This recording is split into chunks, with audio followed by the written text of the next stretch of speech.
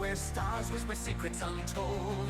A rift tears through the astral veil, and sanity reigns, its grip unfolds. Cultists chant in shadowed halls, their voices a hymn to chaos unbound. They conjure up forbidden falls, to summon the fallen, lost and unfound. Unfound. Oh, astral winds carry up free across realms and dimensions unknown. For the void-born dread, the fabric unraveled shall wield power that chills every bone. Across fractured planes, reality trembles, mountains weave, rivers twist in desperate prayer. The sun blinks, uncertain of its emblem, as eldritch horrors crawl from the lair. Their forms twisted and malefic, born of nightmares and forgotten dread. They drift through astral currents, a beacon for those who seek madness instead. Oh, astral winds carry up free across realms and dimensions unknown. For the void-born dread, the fabric unraveled shall wield power that chills every bone. Every bone. In forgotten temples and cursed groves, heroes gather, there is all unyielding, to chase the ripples of reality's coves and confront the abyss, both fearsome and appealing.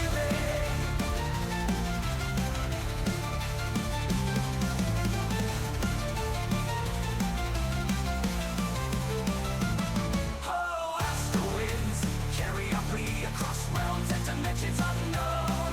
For the void-born dread, the fabric unraveled shall wield power that chills every bone. As the final verse echoes the starlit skies and death trembles on the lips of all, the abyssal maw opens, galaxies within, ready to consume all those who stall. Yet whispers of valor and unity persist in the eminent astral reckoning. Perhaps hope shall win.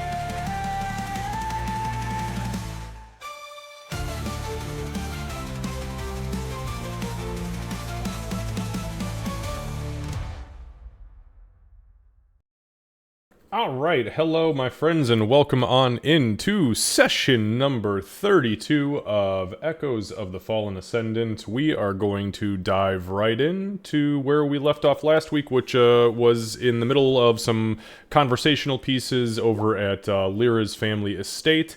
Well, we'll jump straight into that after we do our recap, and then we'll dive into it.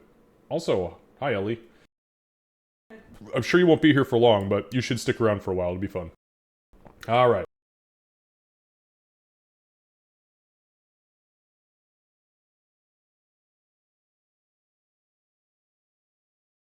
Alright, friends. Hello.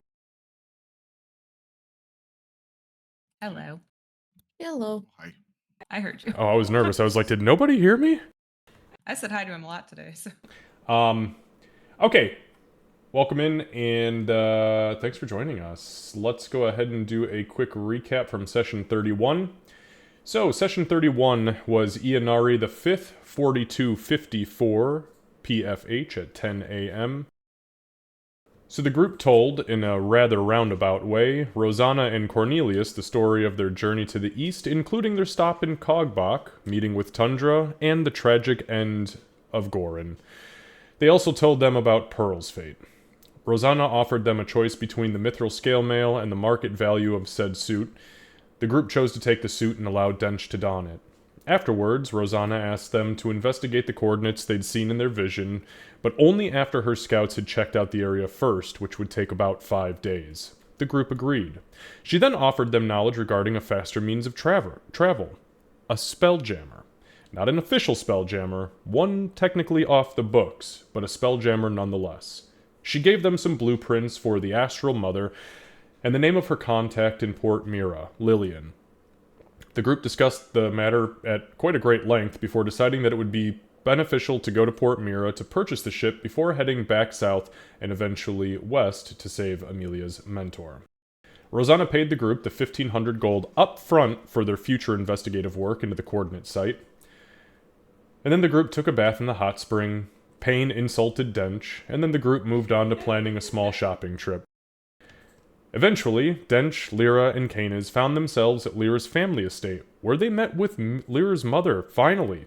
Unfortunately, she couldn't stay long, surprise, surprise, but did stay long enough to hear from Lyra and meet Dench. Afterwards, Lyra showed her father the blueprints, and he was absolutely flabbergasted. Canes then asked to speak with Finnick in private, and the two retired to his shop. And that about sums up all of last session. So, XP for last session, we had roleplay at 175 XP, because it was pretty excellent, and 100 in skill checks for 275 each, meaning Dench and Payne have finally caught up to level 5. So if both of you could please roll your hit die, that would be a D8 for Payne and a D10 for Dench. Sorry, what was that total number again? Oh, 275.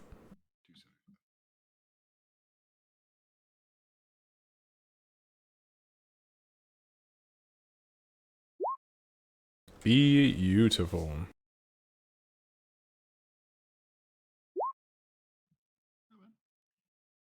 All right.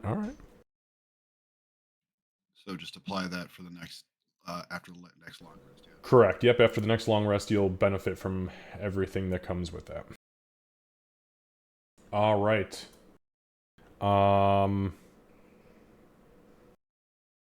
Okay, so that was that for XP. Give me one moment.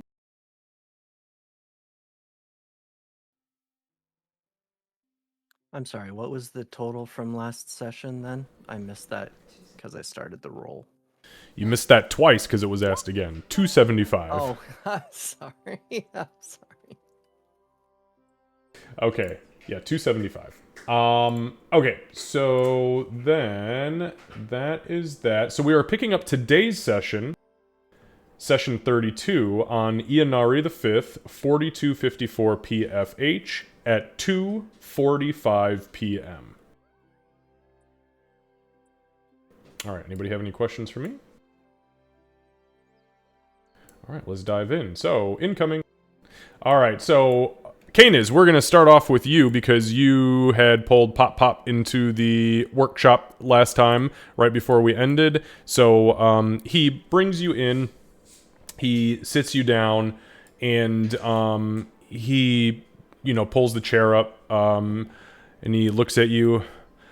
Well, I think it's been at least a decade since you asked to speak to me privately, so something big must be up. What is it?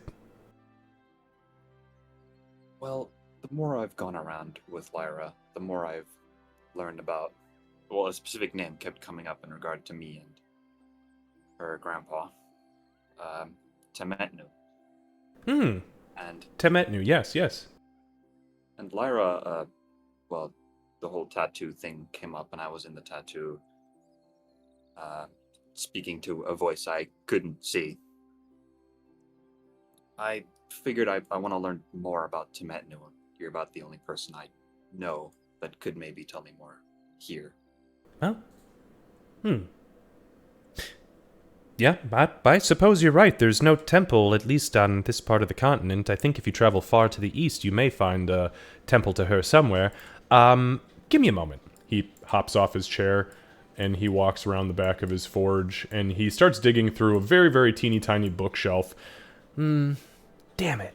No. And then he crouches down and he opens a little one-doored cabinet, and he grabs a brown and black a leather-bound book out. And he goes, "Oh, this might have something in it. Let's see." Kind of pops back up in his chair. Temetnu. So, you are under the impression that you're being talked to by her? Well, it was only the once while I was in the tattoo. It's just the name always comes up every time, I guess, I get brought up. So I understood. figured I've also been given a really weird task through multiple riddles. I'm not going to go into that right now. But I'm assuming it's regard to her as well, so I want to learn more. Yeah, well, Definitely came to the person with the right assortment of random shit in their workshop. He hits kind of halfway through the book, flips a couple more pages. Here we go. And he kind of just, he turns the book towards you and just sets it down on a little side table next to you.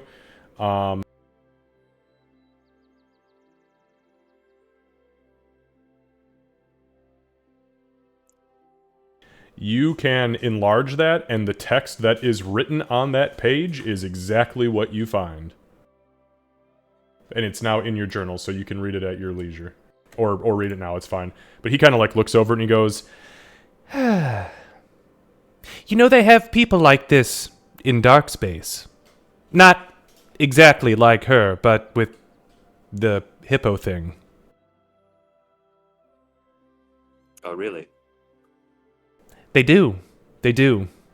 I've met him once. Pirate. Though he traveled the prime material. But from what he told me, they came from dark space. Interesting. Okay, I was just wondering if you somehow got into dark space.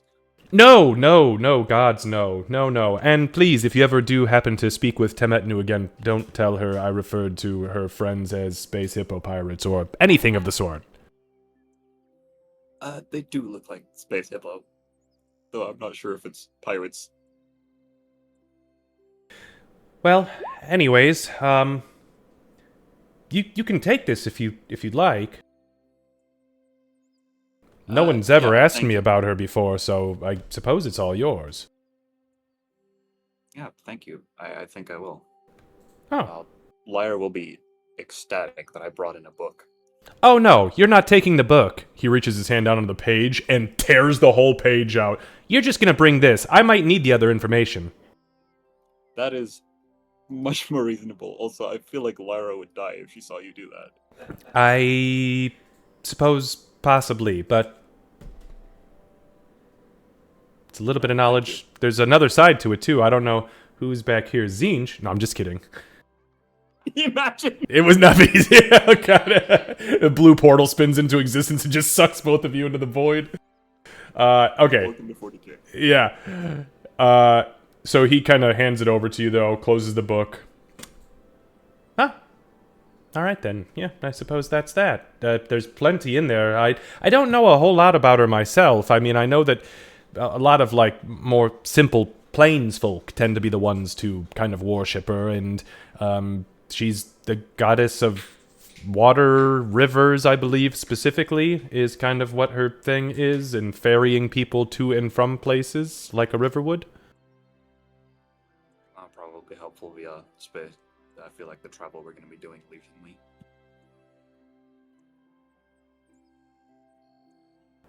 I'm sorry, I held down the push to talk button and it just went crazy in Discord.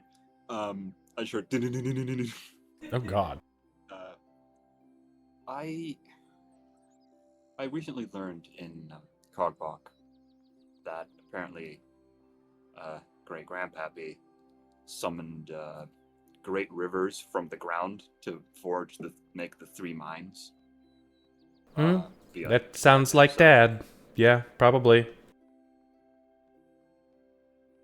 That was an interesting story I was not expecting to find there. Cogbach came around long before I was born. I honestly never heard the story, but I wouldn't doubt it. I mean, he was there. We lived there, but we didn't go around really telling tales like that. You know, it's like if you're a really good stonemason, you don't walk around and point out every marble column you've ever chiseled. Dad was a fantastic wizard, and if he had the capability to summon rivers and carve out caves, then sure, why not? Yeah, it's just, despite knowing him for as long as I did, I guess some stories still surprise me. Yeah, me and you both, because that's a first for me. He was a little bit distant sometimes. Very enthralled in his work. Kind of like Lyra's mother, very enthralled in her work, and I see that same trait once in a while with Lyra's studies, and it makes sense. It's a family thing. I never really got it, but I just like to talk and tinker. Well, I don't know, I've seen you zone out a couple times whenever you find something interesting. Well, it's far and few between. Typically, if I'm on the verge of a breakthrough, I'll obsess over something until it succeeds or fails, and if it fails, I usually give up. Fair enough. I think I'm more your mentality than the rest of the family, to be honest. True, except I'm much less an asshole. No offense, but you're pretty blunt. Yeah, give it another couple centuries. Oh, I don't plan on living that long. I've got 30 years in me best. We'll see what happens. Life is weird.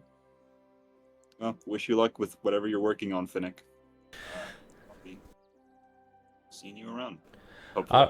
Yeah, oh, don't cut my 30 years short, you bastard. I was more talking about us wandering around. Right, yes, of course, yes. Okay, well, have fun with your hippo lady. You guys would hear him call out as Canis kind of reemerges from the from the room. I'll let you two take a few minutes if you want during that Yeah. time. I'd like to think that he just walks out with like a folded piece of paper in his mouth. 100%. Yeah, so as her mom leaves, Lyra would look over at Dench and say, well, so that was my mom. Seems like a nice lady, but a little bit busy, I'd say. Yeah. Oh, yeah, she's always been busy. She's well sought after, you know. Anybody who comes into Willow Hollow pretty much wants to meet her if they want to be entertained. I didn't expect her to be here, to be honest. Well, is it? I mean, it can't be that rare that she's home, right? I mean, Yeah, a lot of times, like just now, she didn't like how she said, "Oh, I have 15 minutes." Sometimes people show up unexpectedly, so when she has meetings and they're planned and they're scheduled, then we would be able to sneak in some time. But people come and go through Willow Hollow a lot, so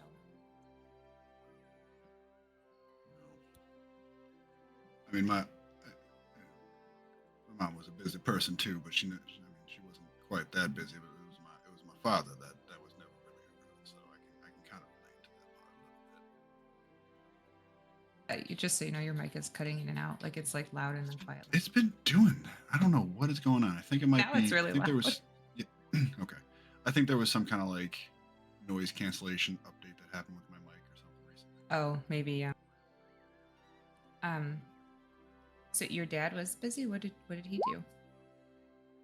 Oh well, he was a up and comer in the orcish ranks. He kind of breezed through my home, and there was a little bit of a love affair between him and my mother. And, being an orc on the rise, he couldn't stick around, so he moved on. Oh. She looks like the look on her face is like it's not like surprise or like sad. It's kind of a cross between the two. So it was just you and your mom. Yeah. She's a tough woman. I mean, yeah, she pretty much took care of the entire town. Oh. And she still found time to raise you, huh? For the most part, yeah. That's good. Yeah. I mean, tough love a little bit at times, but yeah, no, she was. Yeah, tough love. I think our versions of that are a little bit different because mine was like my dad wouldn't bake any sweets if I got in trouble, as opposed to getting, I think you said beat. Well, not beat, but a little bit of martial punishment, a little bit here and there. She, I see. Well, when we go back to your town, is she there? Last I knew, she was there. Yeah. time I made my way by there, yeah, she was there. Are you planning to see her? Well, I was hoping we'd make our way by there, on our way to Philandria, so we'd stop by and then introduce y'all. But maybe if we have time after we get our spaceship, we'll be able to stop by there. That impressed the hell out of her, a little baby boy hopping out of a spaceship. Yeah, I think she'd love that, and I'd like to get to meet her too, if that's okay. You have to meet your parents. It's only fair you meet mine. One of mine, at least. We should grab the stuff that Payne was talking about. Otherwise, he'll get mad if we have to come all the way back here. Yeah, it's a good idea. What? They're all amethyst, right? They're all in your bed. Yeah, it's amethyst and 100 gold. About this time, Canis walks through the large doorway, and you hear the hippo lady comment, Have fun with your hippo, lady. he's got like a rolled up piece of paper in his mouth. What is that, Canis? She'll like crouch down to take the paper out of his mouth. He is not handing that to you. He's moving his head. No, I can go read this later. Okay, Which where are is you I'll planning read on it later. keeping it? He's gonna drool all over that all day. Is that ripped out of a book? Yeah, Canis, I won't look at it, but let me put it in the backpack because you're not going to be able to talk. Actually, you want to carry it?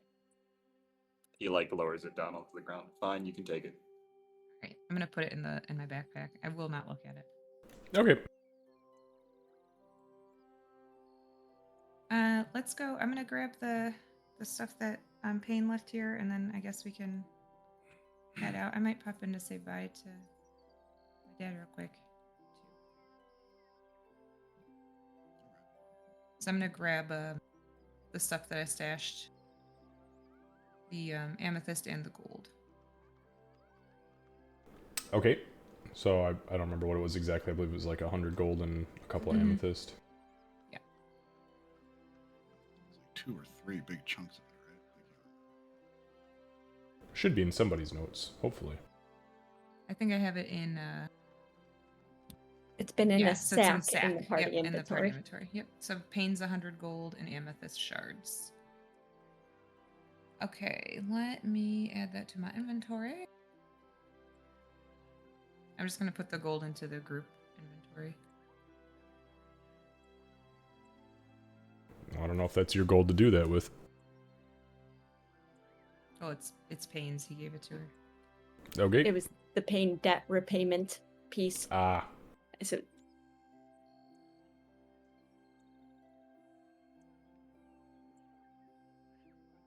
All right. Okay.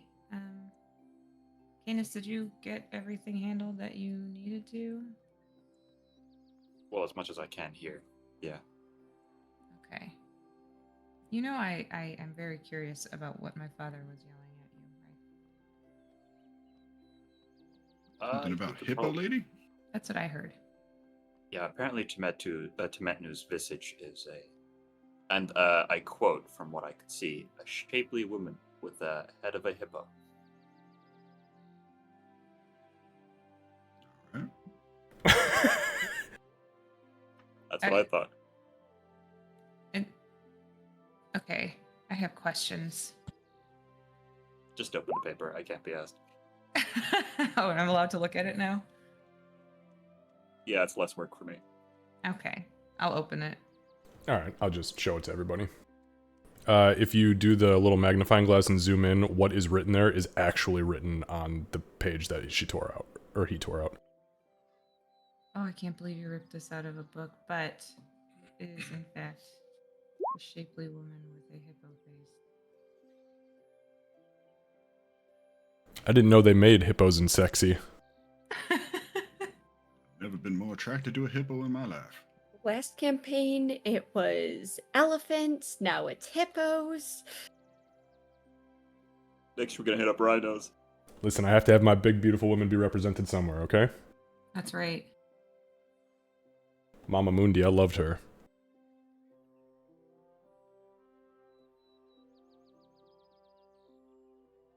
hippopotami.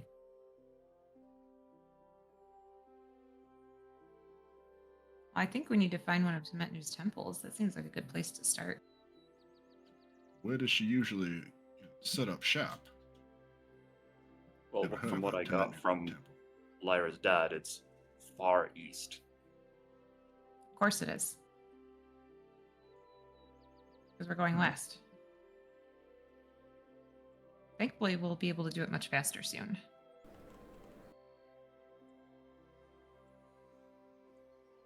This is more for my own curiosity than it is necessary. It feels necessary. There are magic things showing up specifically for you to see. It feels necessary.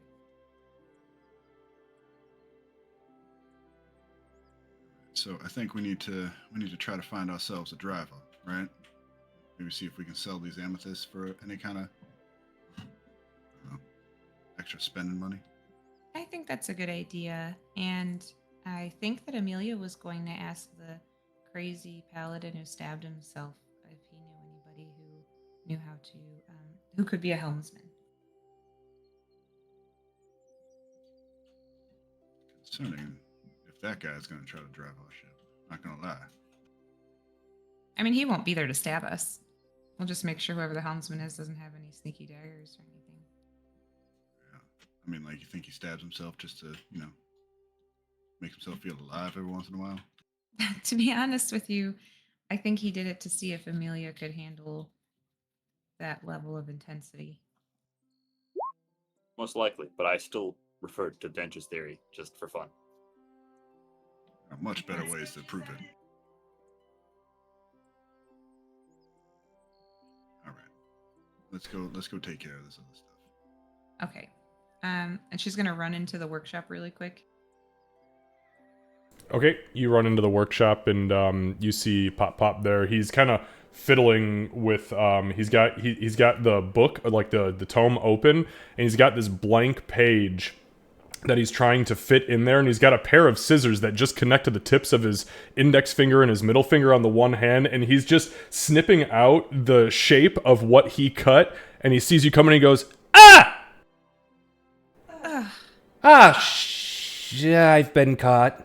I was trying to fix it. Canis said you'd probably be upset, and I thought he was right, so I was just gonna perform a mending," and then he kind of like touches the scissors to his head, and he does this, and you see a little bit of his hair fall out. He's like, "Uh-oh, okay, I'm excited." Okay.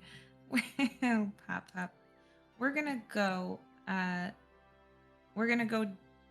hopefully get this ship and help Amelia's friend, and then maybe do some more work for the city. But any chance I have, I'll come visit. And she'll give him a big squeeze and a kiss on the cheek. Yeah, he kind of holds his arms wide because on one hand he's got like individual pieces of tape stuck to the end of his fingers, and the other one is like the little mini scissors, and he's just like, Okay, come on back whenever you want. I'll probably be right here. I don't get out much. I know, I promise when it's safe I'll take you with. "I'm gonna hold you to that. I want to go to dark space." You should hold me to it, but not till it's safe.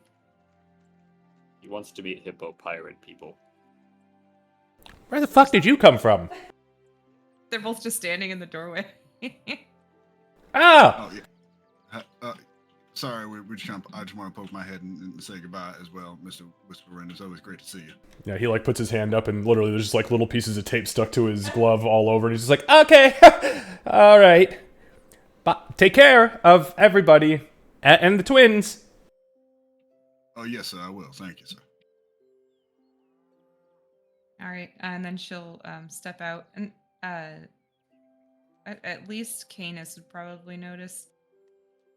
She has a little bit of a frown, like her eyebrows are a little bit furrowed initially, and then as she steps through the doorway, leaves her face. Is it the book? No, I honestly feel bad leaving him here after showing him that. What, showing him the ship? I think he'll be back and he'll be able to see it. Yeah, but I don't know. let's go find them. Maybe we can bring him along for a little training montage. Oh, he might like that. All right, so you three leave the estate. While that is happening, while this crazy bit is happening, Payne and Amelia, lead me. Go for it, Payne, if you've got a thing that you're planning. I do not. I was following Amelia because before he left for Lyra's family's house, he was like, Amelia shouldn't travel alone, so he chased after her on her heels, wherever she was going. Oh, then mine will be relatively quick. Two things I'm planning on doing is one, seeing if I can go and check on Asha / potentially see if they have a bit and bridle we could just swap for. And then hitting up the temple to see if my favorite paladin is there. Okay. We will sake of brevity the bit and bridle. You go to, you know where they keep her because obviously Willow Hollow, the Emerald Tower has its own stables for its mounted patrols. So you go around to where they've been keeping your pack animals, and you get there, and Asha is just like throat deep in a bag of honeyed oats, and doesn't even notice you walk up, but a couple of the guards kind of come to attention and explain to you that she has been absolutely gorging herself, and every time they try to take the bag away, she begins to kick violently, and they are finding it easier to just let her eat until she cannot eat anymore, and then pass out, hopefully, for a little nap.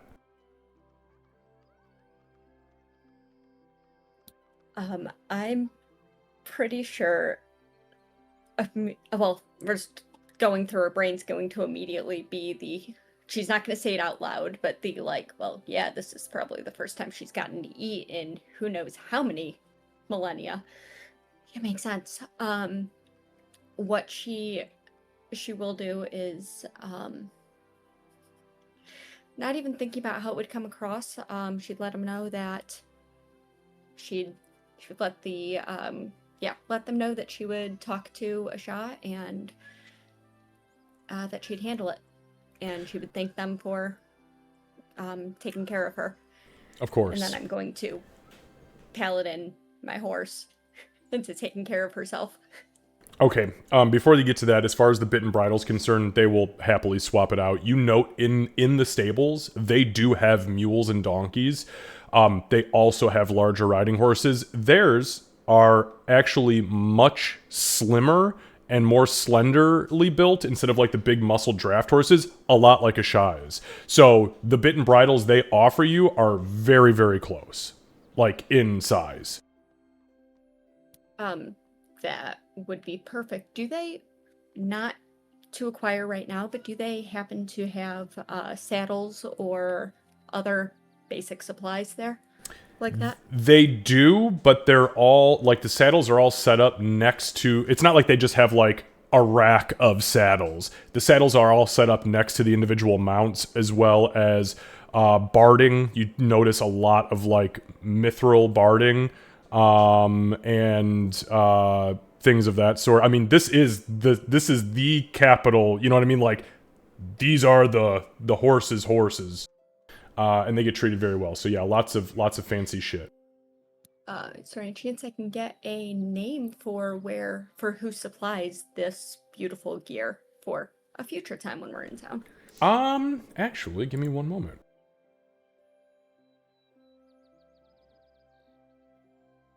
Because I do have that answer. I just gotta open another spreadsheet. Give me one sec.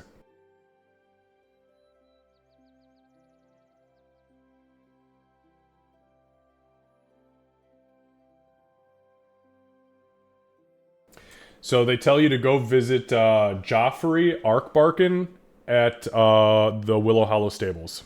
and he'll be able to point you in the right direction. Okay. Then that will, yeah, like usual Amelia thinking, chiding of Asha, not in any actual chiding way, just making sure she doesn't make herself sick. And then off to the temple. All right, let's jump over to the temple.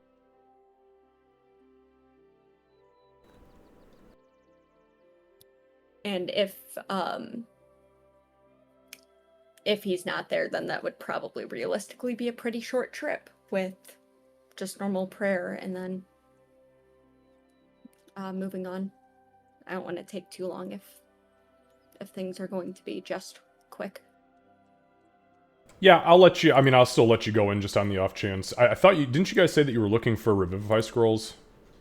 If you're not going to be seeking them out here, I don't really give a shit. I just want to make sure that I'm touching on it because that's what you guys discussed last time. Not that I have been given the coin for. I know. I mean, yeah, that's actually a good point. I could probably just ask if they've resupplied. It'd be good to have it, but like I don't think our funds would would allow for that and a spaceship. Okay, sorry. Candace told me it's not a today that you spaceship. guys were looking for Revivify scrolls, so Yeah, we were talking about trying to see how much they would cost at the temple. got it. Like I said, I don't care what you guys do if you guys don't want to do it. That impacts me in no way, shape, or form. I just have when you guys talk throughout the end of the week throughout the week and into the end of the week, and then she tells me what you guys talked about, and then it's like, oh, well, we didn't do it. Oh, okay, well, that was time well spent. I think we need them, but Amelia and I don't have the money on us to get them at the temple right now. Yeah, the plan was to meet back up there anyway. Got it. Okay, you're at the temple. With it being mid-afternoon, it's not likely that there's an active service or anything going on right now, correct? This would be an off time for that? In a city this busy, that's not necessarily true. Okay. I mean, this is a capital city, so, they kind of run things around the clock. Except for, unless it's an emergency situation, then, late into the night they'll close down, but typically it's, there's always something going on. Okay. Then, yeah, going and approaching, the door is shut on the map, so Mila would likely nod, smile to the one standing outside and say, is there a service going on at the moment? I don't want to interrupt if there is. Yep, he looks over at you and he says, not so much a service, informal prayer, sermon. You're welcome to enter, of course, Sentinel, you're always welcome. Thank you. And she'll try and fairly discreetly make sure Payne's obviously with her, but head in. Right behind you. Okay, yep, so you enter. There's a handful of people here kind of sitting.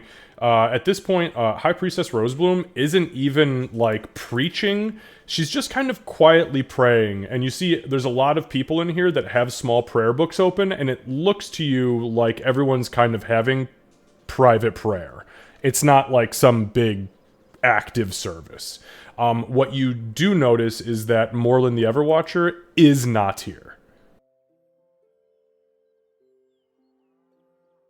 Then we'll just do the same thing she normally does and just kind of wait for eye contact before heading up. So that's not just barging in. Okay. Yeah, so it's probably as she's, looking down in prayer, it's probably a good 5 or 6 minutes that you kind of wait patiently before she finishes. She kind of takes a breath. She kind of she kind of squints her eyes. She rubs a little bit, and as she looks up, she kind of like surprised, like, oh shit, what are you? She, my goodness, Sentinel, please, come up to the altar. What are you doing, waiting there?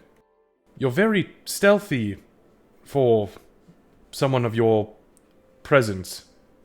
Amelia's fully going to laugh. I assure you that is the first time that has ever been said about the two of us traveling together.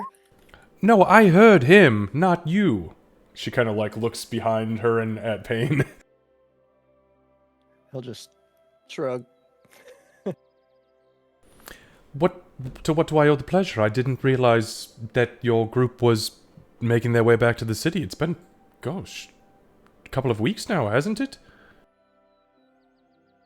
And she kind of stops and thinks, I suppose it has.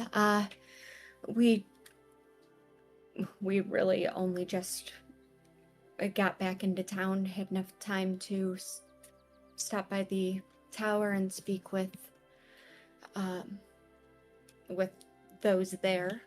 And as usual, we're planning on getting back on the road again as soon as possible. My goodness. Well, it seems that you're constantly keeping yourself busy, which is exactly what I suppose you're supposed to be doing. Bright lights never fade from a darkened sky. Well, we're planning on, among other things, going and taking care of the other side of that, the arrow. Not to immediately come back just to ask things of you, but time being what it is, do you know if Mullen is around at all? He is not, at least not presently. To be honest with you, I haven't spoken with him in a couple of days. Not unlike him, he's a paladin of an order I have no business knowing things about. I could leave a message for him, should he stop by before your paths cross again?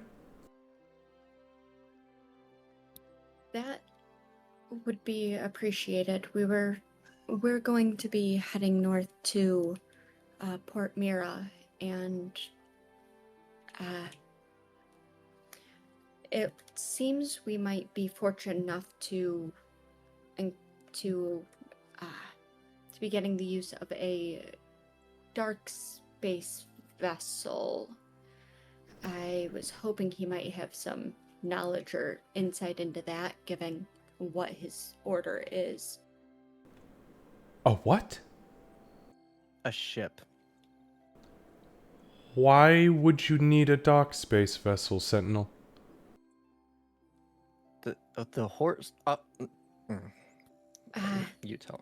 To help stand guard over the celestial expanse, and she fully just does a shrug as if it's ludicrous to her too. I see. Are you going to be departing this plane of existence, then? To sail the stars? It is looking more and more like our paths might be going in that direction, but I just trust where he's leading us. Well, that's unexpected. Yes, but what if this isn't? On a more expected note, I suppose, when we were here last, I believe we purchased what spare supplies you had on hand for potions and scrolls, specifically Revivify scrolls. Mm-hmm. How frequently are those replenished? By any chance, do you have more? Our scribe can make one every few days, and that's what we've been replenishing since you left, actually. I've 3 completed. He's working on a 4th. Poor man hasn't had a break in a couple weeks, but that's his job. Are you in need of them? You should see how much work I've been putting in recently. But to be honest, we could probably get by with like one, especially if you had diamonds that you could sell us. I should very soon be able to cast the revivify spells. Okay. Give me a moment. Not that we have the money. Lyra has the money, doesn't she, Amelia? We have to come back with the coin, but I wanted to make sure that the supplies were available. Yes, yes, of course. No, if you're in need of diamonds, I can sell you some from our stock. Won't charge you anything more than base weight price, so if you're looking for revivifications, I can sell you God's tiers at 300 apiece. That would be great. And like I said, we'll figure it out with the party and be back to purchase them now that we know they're available here. That would be awesome. Of course, yes. My stock is your stock, Sentinel, so say it, the great Everwatcher in the sky. She just kind of lets out a little bit of it's a laugh, but not so much a humor one. One of the like, this is still, I can't believe that I'm hearing this kind of things. Thank you. And then she kind of hesitates. Do you... Back home, a lot of times trade and barter was more valuable than just coin exchanged. Is there any task or anything that we could do to help, I don't know, offset some of those costs or just assist in general? Or Yes. is coin more useful here? No, of course. If you're willing to work, we pay bi-weekly, so if you'd like, you and your group or whoever would like to help around here, we would only require a 2-week block, and we'd put you to work odds and ends, tending to healing, especially of your 2 skills, if you'd like to. Yes, please. We'll pay you fair wages, probably even more than we would pay any other assistant, especially since your specialized talent. We could work, yes. That's good to know. I know our the needs in the West, and she just she's fiddling with her holy symbol again, just thinking about that. We can't delay on that, but I'm hoping soon we'll be able to spend some time here and not traveling across Trinity and back.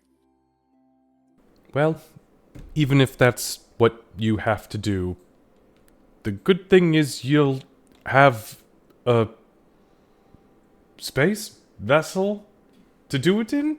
Those things move fast, don't they? So Lyra said, I haven't the faintest idea. Sounds like there's a lot of training and things involved with it. I don't know. Do you know, is there a Temple of the Stars in or near Port Mira? Or between here and there? Port Mira. Give me 1 sec. I am almost positive that's a no, but give me 1 moment and let me have a peek. Port Mira. No, it's definitely not in Port Mira. They do, however, have a Temple of Bakab, so your wizard friend may find some interest in that, if she's of the religious sort. She's not religious at all, from what I can tell. Okay, well, never mind. Learning about magic is learning about magic. It's worth bringing up to her.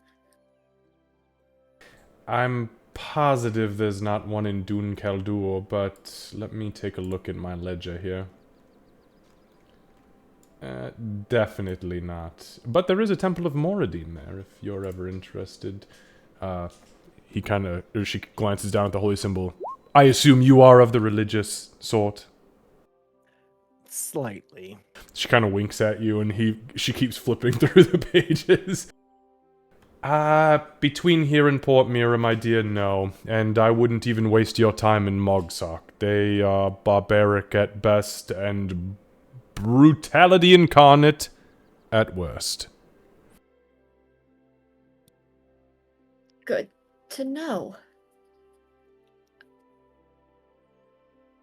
I hope we don't have cause to verify that.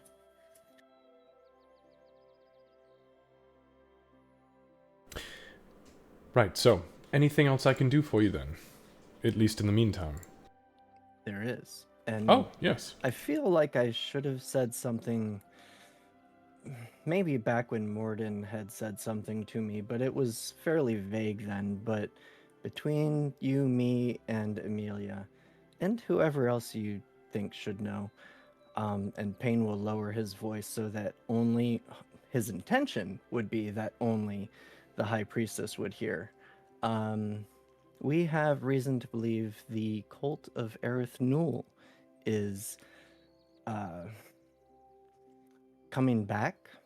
So just a heads up. I'm not sure what you could do with it, but I feel like I should let you know. So the higher ups at the tower know. I kind of thought maybe you should know. Her eyes just go really wide. Aha. Yeah. I know, right? Oh. Okay. She kind of whispers down to you. And Mistress Rosanna's been made aware of this. Oh, yes. And the information is credible. Very. I got it from a unicorn. Oh boy. Yaz Kadul, I believe was his name. Well, our temple doesn't have much dealing with unicorns, but the Temple of Alona may find that rather interesting. I don't doubt you, by the way. Amelia, excuse me, Sentinel, you find she loses herself with this information and kind of falters. Sentinel? Amelia is fine, by the way.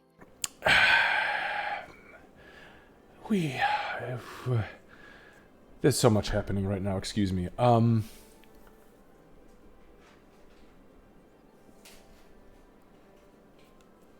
I have a prayer service to attend to, and then I think we may need to cancel tonight's service so I can have a moment to breathe and think through this. We need to sanctify these walls and hallow these grounds. I don't. Well, yes, the information is credible. It's not a cause for panic or anything like that. My dear, history says otherwise. And it was kind of right in this temple not too many weeks ago. So I think it's Payne. worth... Sorry.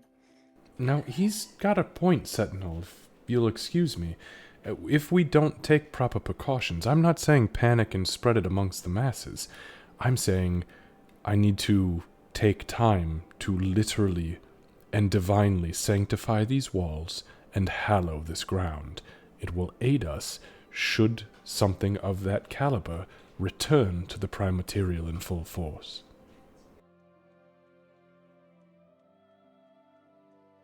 Like a safety precaution.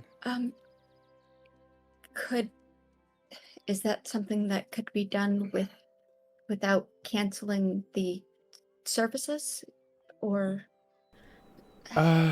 well, people question and have concern, like with the closures about a month ago. Fair. And it was because of your group's heroic deeds that was all swept under the rug, and people returned to normal daily life like nothing ever happened. I would of course, trust your judgment on that. I don't have any experience there. Well, I'll speak to the remainder of the clergy here in the temple, and I will also have a conversation in between services with the Temple of Alona and the Temple of Obed High.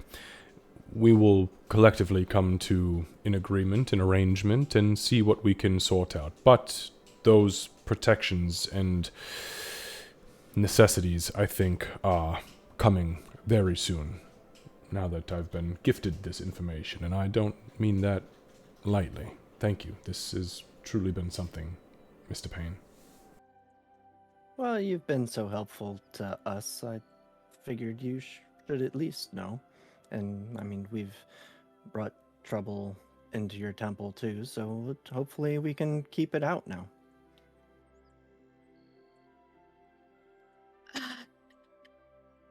If you're talking to the other high priests, high priestesses, when we first came to Willow Hollow, the Temple of Alona, we didn't yes. fully get information about why it was closed, but I'm nearly certain I felt the effects of a hallow there. It was more than just that of being in a space like this normally.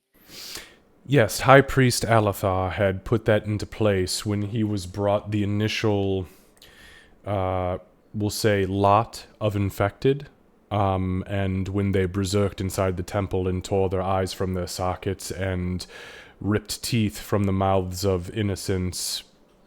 He thought it was probably necessary. Also, I wouldn't go back there for at least a little while. High Priest Alathar thinks very, very poorly of you as a whole, and specifically Mr. Dench.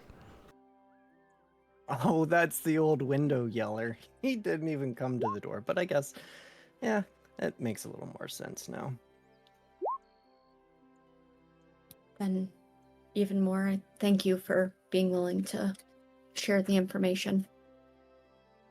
Oh, of course. Now that things have calmed down a little bit, it's easier to share things like that. We owe the investigatory work to you and your group, but High Priest Alathar, he's a strong-headed old man. Great priest. Very devout, but strong-headed. We all walk our own paths, she says, just with very much kind of a sigh there. Then I believe she's going to look to Payne. I think we should meet up with the others and then come back and pick up the supplies that you need, and we should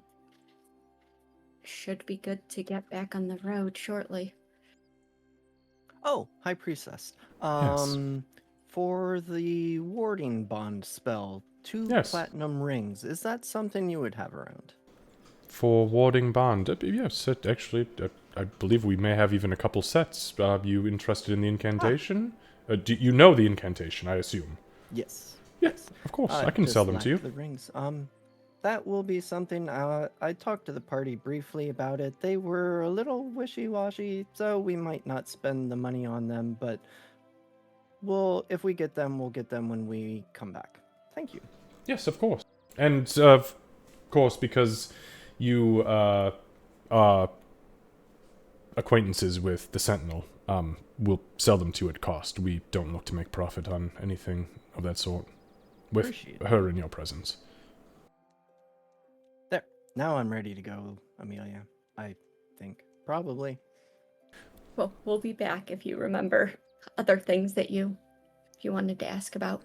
If you happen to be back later and we do happen to close up for the evening, I will inform the exterior guardsmen that you are to be let in. So don't fret over that, regardless of what happens. And if you happen to to see the Everwatcher again before we're back. Could you let him know that we're seeking him out? Yes, of course. Yes, of course. Thank you. And she will follow Pain, not wanting his little dwarven legs to leave her in the dust. All right. So you guys leave. And as you get out into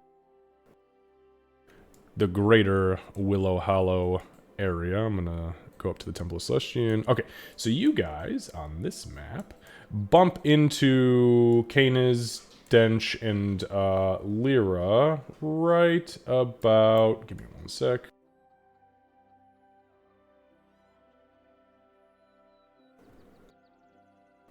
Did I never put Lyra's family estate on here?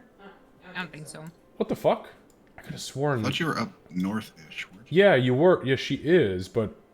It just isn't labeled. Okay, give me one second. I'm just gonna put a little pin on it. Put a pin on it. Put a pin on it. Put a bird on it. Didn't One notice sec. Lyra's house until he put a bird on it.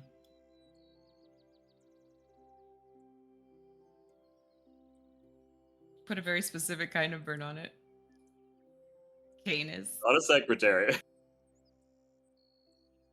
That'd be rude as fuck. That's why he stayed with Grandpappy. All right, there you guys go. It's a big map, so you might have to zoom in a little bit. It's up I near see Willow it. Hollow I Histories. see it, yeah. Thank you. I wish I could make those a little bit bigger. They're still cool as shit, though. Mm-hmm. All right, so anyway, like I was saying, you guys head out, and we'll say for the sake of it, you guys bump into the group right about here. You guys meet about halfway between the Temple of Celestian and Lyra's family estate.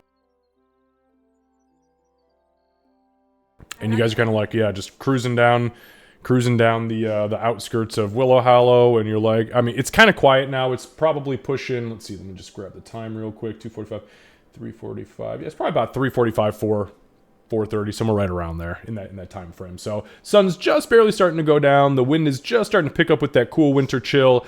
People are actually starting to put like scarves on now. Again, it's not like freezing cold, but it's cold enough. And they're far and few between. Lots of smoke rising from houses as people are starting to settle into the cold evening. But you guys happen to note each other walking. How'd it go at the temple? Dandy. They got what we're looking for. You mean the scrolls, In- or did you ask about something illegal? In terms Driver of for the ship. why would we be asking about something ill? Did you okay. hear how he said it? It's Pain. Yeah, my question remains. No, nothing illegal was asked about. Why don't we let's sit over here before we Okay. have these conversations. We'll find a spot that's Your not voice is down. by everyone. The Everwatcher, Malin, that's the one I was hoping to be able to talk to. He was not there.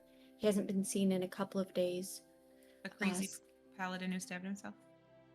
Yeah, Mr. Tall, Dark, and Stabby. Here, I would probably suggest you just say Malin or the Everwatcher, especially if you're trying to ask about him.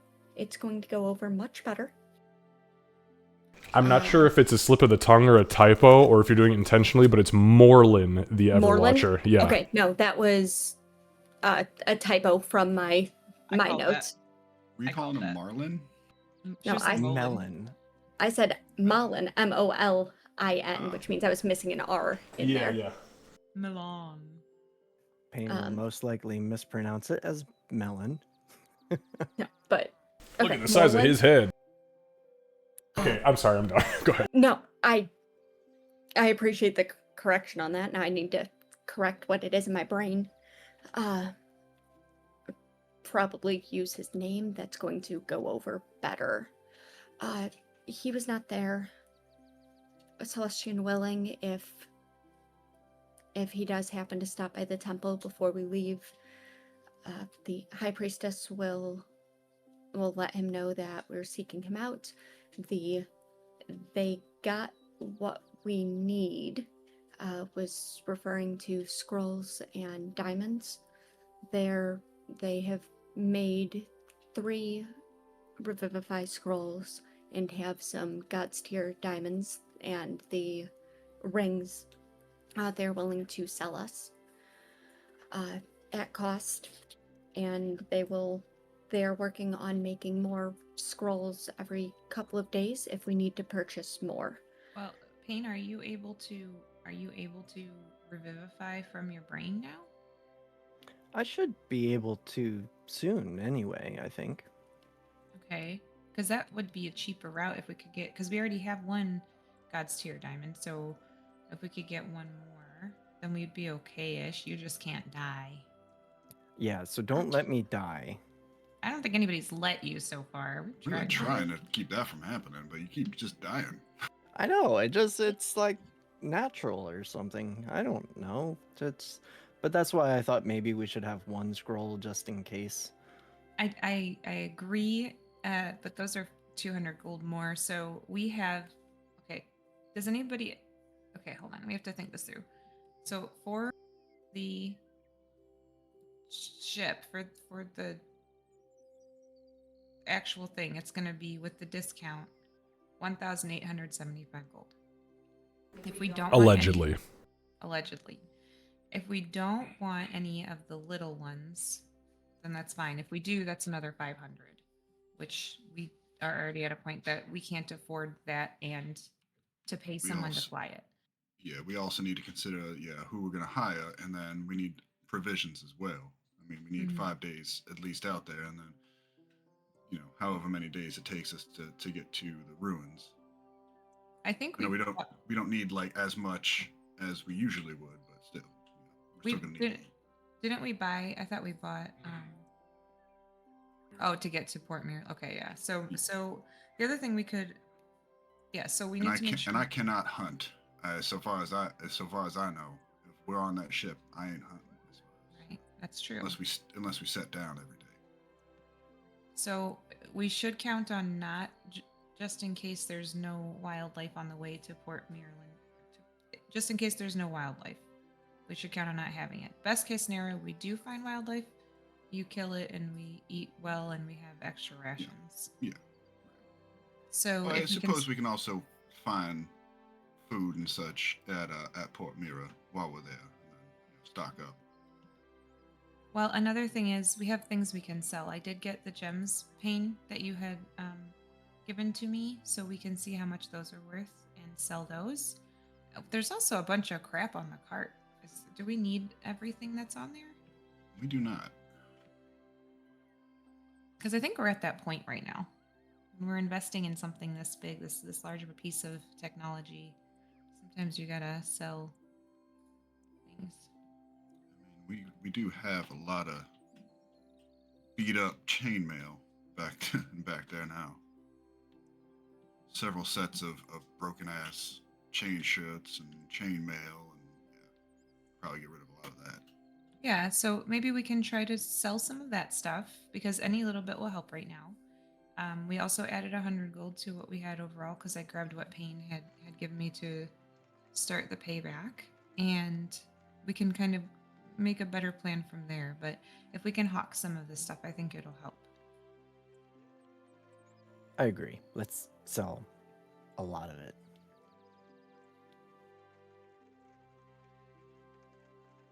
All right. So, you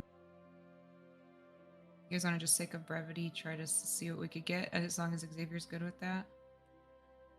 Well, how do you want to do this, and where do you want to go? There's a lot of vendors in town. So tell me I guess just through the inventory, tell me exactly what the item is that you want to try to sell. I'm going to take a list, and then we can go from there. Okay. So the gems, I'm going to go to a jeweler. What are the exact gems that you have? What I have is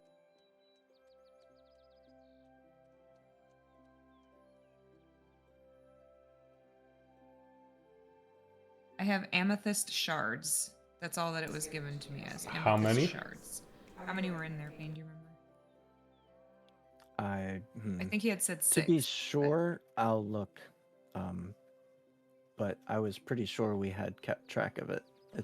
Isn't it in the party? It was. Okay, It should have we been. moved It it. should have been Okay. listed in notes I'll in the look it party up inventory. just to double check. Okay, so then from there, Okay, that'll be its own thing. But I can handle that. So so then we've got we have chainmail and chain shirt. Is anybody wanting to keep those for any reason? Chain shirt was Dench's, and that had a point of sundering on it. Okay, yeah, I see that on there. So yep, and then Amelia's chainmail we were not gonna sell because that was her father's. Amelia would bring up that if we needed to to get the supplies to be able to continue this. It's heavily damaged and might not be worth much, but we could see if what it would fetch. No, I think we'll be fine. And she seems very serious about that. And you would see her probably grab a there's like a pocket watch that she wears around her neck. She would put a hand on that. We also have a hooked blade longsword. Is anyone interested in keeping that? No, that was that weird guy with the ring. He had that. Oh, let's sell that. And we decided that was actu- not magical, right? Like there was I nothing checked. special about it. Yes, I checked everything after to make sure that there was nothing else emanating magic. We could keep the hunting trap. I know you were bummed about it, Payne, but it could come in handy on the way up to the port. Or we can sell it. I don't care we- one way or another. If we could sell it. I mean, Dench has done so good without it anyway. I mean, It's him and Canis going are like, to only get colder. We should likely keep it. It's going to be harder to hunt over the coming months. It's fine that we Small do it. game and such, yeah. Okay, that's fine. We can keep it. There's a jewelry box. We had gotten that for the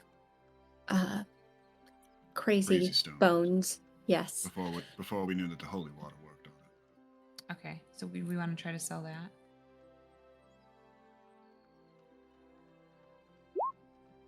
Do we need all the barrels and jugs and pitchers and such? Well, 'Cause, I mean, I don't know if we need the jugs and pitchers.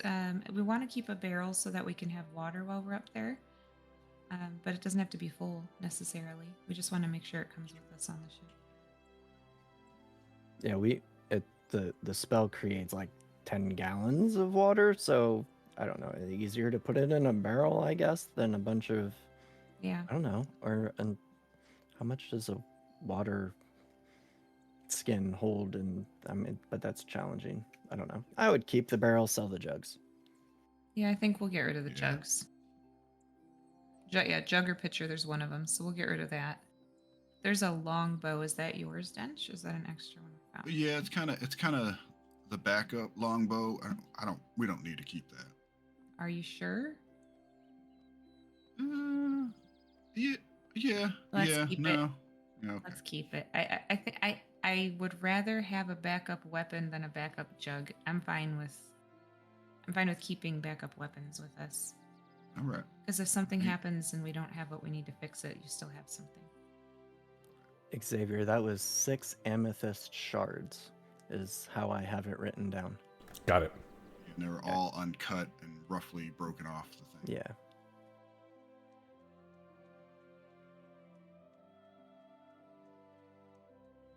Yeah, the net is it's still broken, but we can. I do have a mended net, so that Lyra that looks a little again, guilty. It's fine, Lyra. It's fine. I mean, I do have a replacement net for that one. I mean, we don't need to keep that. It's probably not really worth anything for anybody anyway. Okay. Let me have. Might just get rid of it altogether. I mean, just break it down Yeah. for component parts. Yeah, could we? What are these iron spikes for? Where the heck did these come from? those are for the trap. You have to spike the trap to the ground to hold the trap in place so your animal doesn't run away with your 25-pound trap. I mean, if it was a dragon, definitely run away with your trap. Rabbit, probably not. But Um, Oh, I think they're for the tent. I believe There- so as well. Yeah. Amelia's No, gonna they were kind for of the trap. seem surprised. You're kind of all right. They're used for a number of things. It's fairly, I mean, they're fairly inexpensive, but they're useful for securing anything that may need securing, or sometimes rigging handholds for a desperate situation for climbing. You can have them double for. you had Well, me at they're- everybody's right. Yeah, they're minimal amount of weight, and they're not going to fetch us a whole lot of money anyway. I was just more curious, yeah, why we had so many. Okay. Spool of Hmm. wool. I had a plan for that, but it doesn't really make much sense after we got the tent and all that. So we could probably sell that. Okay, spool of wool. We're keeping the tinker's tools and the water skins and the whip. Yeah, Who the brought whip the is whip? that was also mine. Yeah, Oh, you brought that with you? yeah. I have a lot of weapons. I have questions. What- Okay. I don't know. It's a good thing to for like small game. You just like whip a squirrel off a tree or something. I don't know. Hey, don't judge me. I'm not judging. I'm actually impressed if that's actually what you were using it for. I think that's how you should Well, went next I mean time. Did it that's work? one of the things. No,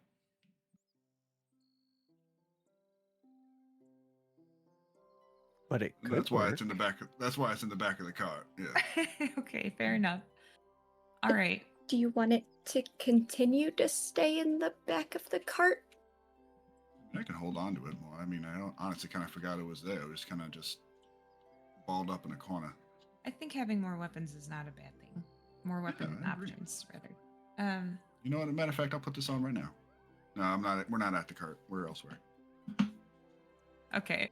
So I think that's it. I think everything we've. What about the flour? Are we gonna try to make bread, or are we gonna try to sell it? Did you talk to your dad about that? Sure didn't. Oh, right. Sell it. Kane always wants to sell everything. Well, we could try to buy, the supplies to make the bread. while we're I had to out. pull that wagon, and it was heavy, and we didn't use it much. Yeah. And it's still good. We did determine. So we want to sell the flour then? Yeah. Let's go ahead and sell it. That's fine. Okay.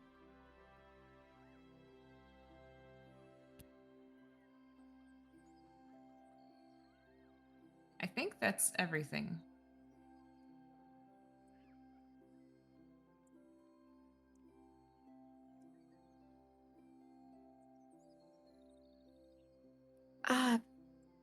You had gotten There's sorry, good. you had gone through some of the things we had picked up for the bones. I think we might still have the blacksmithing tongs tucked do. away in the cart somewhere. We Yeah, do. that's Do we in want there to keep somewhere. those? We don't need them now because I can pick them up with magic. Sell it. Okay. And Yeah, then sure, we why also not? we have there's a shield and there's also a robe which I'm assuming is from Jackass that had the ring.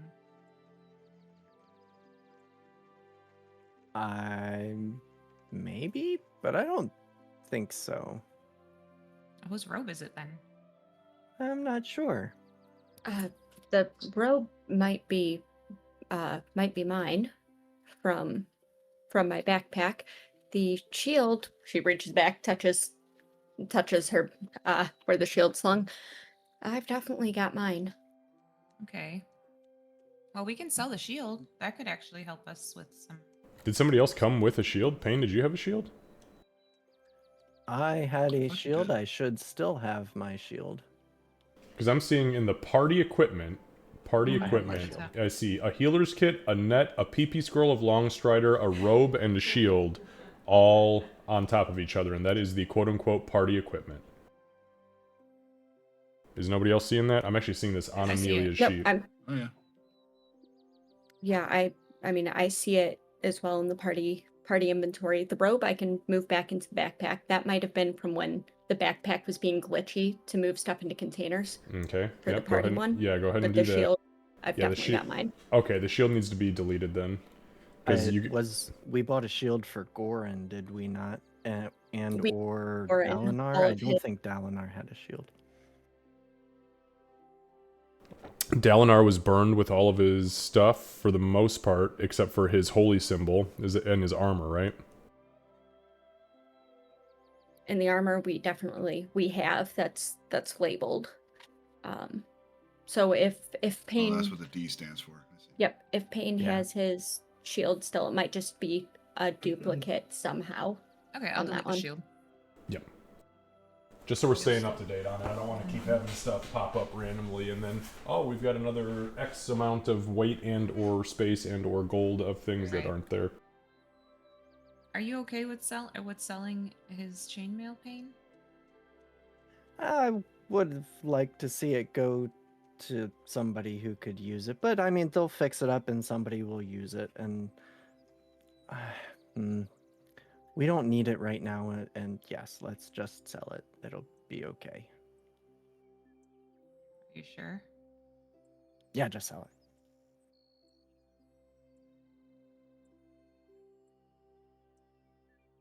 Pain? What? We're not gonna sell it. So we'll do the chain shirt. We'll do I've got a sundered chain shirt, a small jewelry box, a hooked blade longsword, one jug, a broken net, a spool of wool, flour, 5 pounds, and a pair of iron tongs. You guys are the fucking dirtiest gutter rats I have ever encountered in a D. Never ever have I had a party just be like, here's what we got. We got a spool of wool, 5 pounds of dirty flour, a broken net, and one jug. Well, that's because we didn't loot, because we haven't been looting murder hobos. We've left a bunch of stuff behind. oh yeah, well, we definitely left a bunch of stuff behind. Yeah, I know. Oh, I know. I'm the DM. I write the loot. And there's been a few times I've been like, God damn. Oh, don't yell at me when you ain't got any cash. And then you're like, it's okay. We'll sell the iron tongs. Okay. Yes, I'll ask. All right. Give me a minute and we'll do the... and then we've got the amethyst shard. So bear with me for one moment, okay? I mean, raiding somebody's house didn't feel morally correct. I agree with that 100%. But yeah, we would be probably very wealthy if we did that. We'd be dead more times over, too. Probably. Not that No. first house. Now, leaving the chest full of sellable weapons behind, definitely felt Yeah, that one That part. as a player.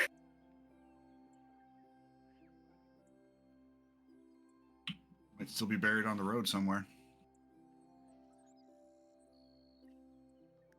We will hopefully never find out. Okay, so we're gonna sell this stuff. Next step.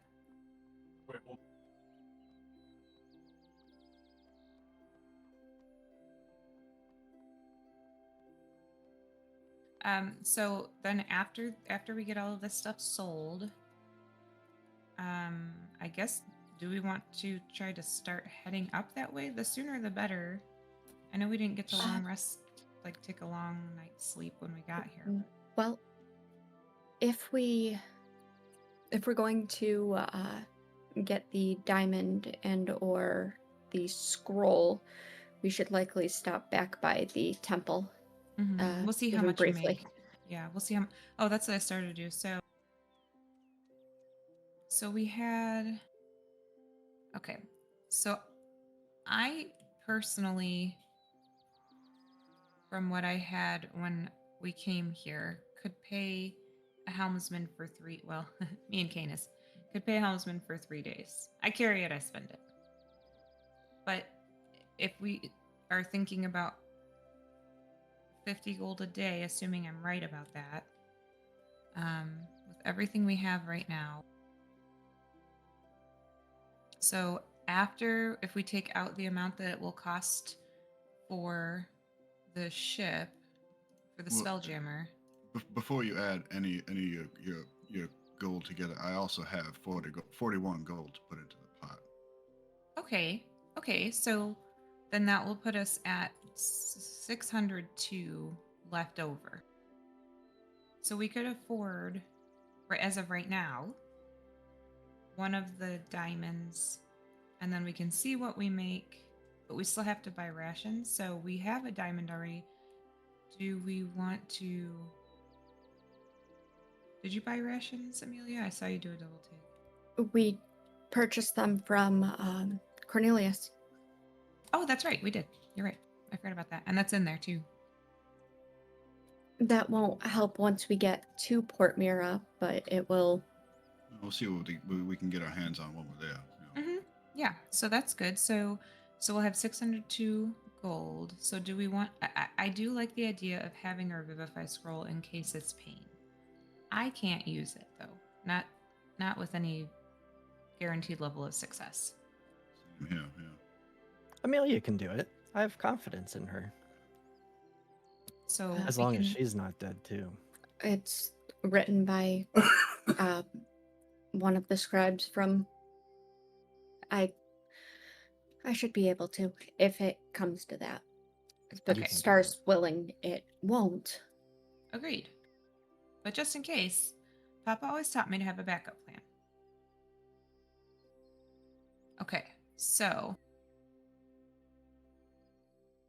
Okay, so I'm going to cut in really quickly because I got my calculations together. So, the total that you guys are going to earn for all of this stuff. So, Candace, actually, why don't you just go ahead and do this for me? Please remove the following items. Are you ready? Yeah. Remove all of the amethyst shards. The sundered chain shirt. There should only be one chain shirt. I just said sundered because that was in my notes. Gone. The small jewelry box. Gone. The hooked blade longsword, which, while you guys try to sell it, you're sent to 2 different locations, and somebody offers you 1/3 the base price because it is confirmed a slaver's weapon. Okay. Gone. Remove the jug, Gone. the broken net, Gone. the spool of wool, which actually sold for 50% higher than what you normally buy because it's going into the winter months and wool is sparse. Nice. Gone. The 5 pounds of flour, which sold for 50% less because about a quarter of it was bad. Okay. Gone. And the iron tongs. Gone.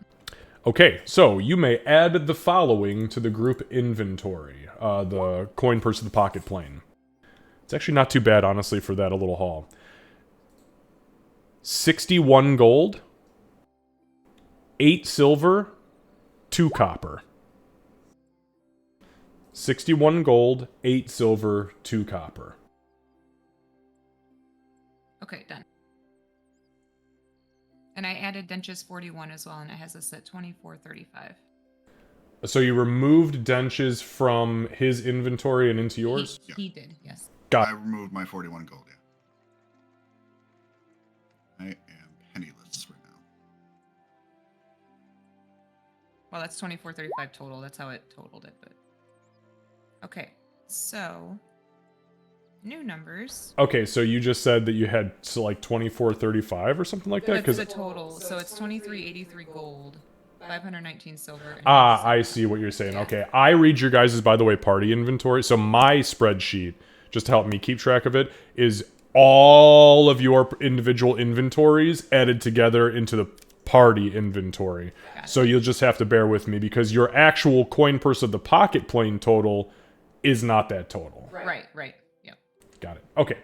Well, And I mean, then- it is, but silver aside, because silver's an extra 51 gold added into what the actual gold value is. So, anyways, I digress. Okay. Just so that you know, I'm going to move the 150 from my inventory also to the coin purse of the pocket plane. And remove it from Io. Understood.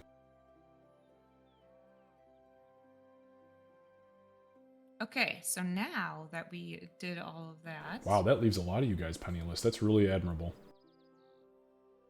I We- contribute Lyra's money. or vice versa. No, you're holding on to his money, damn it. He did a fair share of the That's work. what I said. I said Biting I kidneys said, and hamstrings. I carry it, I spend it. Okay, so All right, so you sell all that shit. Everything else goes flawlessly. The only thing that was questioned was the longsword, which is why you had to go to a few people. You would have gotten 15 for it, but you only wound up getting 5 because it was 100% confirmed a slaver's weapon, and you found some kind of like back alley shady dealer. It wasn't like shady like I'm a slaver, I'm going to sell it back to the people. He was like, "Oh, this is a fucking artifact from the Southwest. Hell yeah, I'll buy it. I'll put it on my wall. That's cool." Just don't tell anybody in the Emerald Tower. Just... Maybe that wasn't while Amelia was around, because I have a feeling she'd probably try to stop that.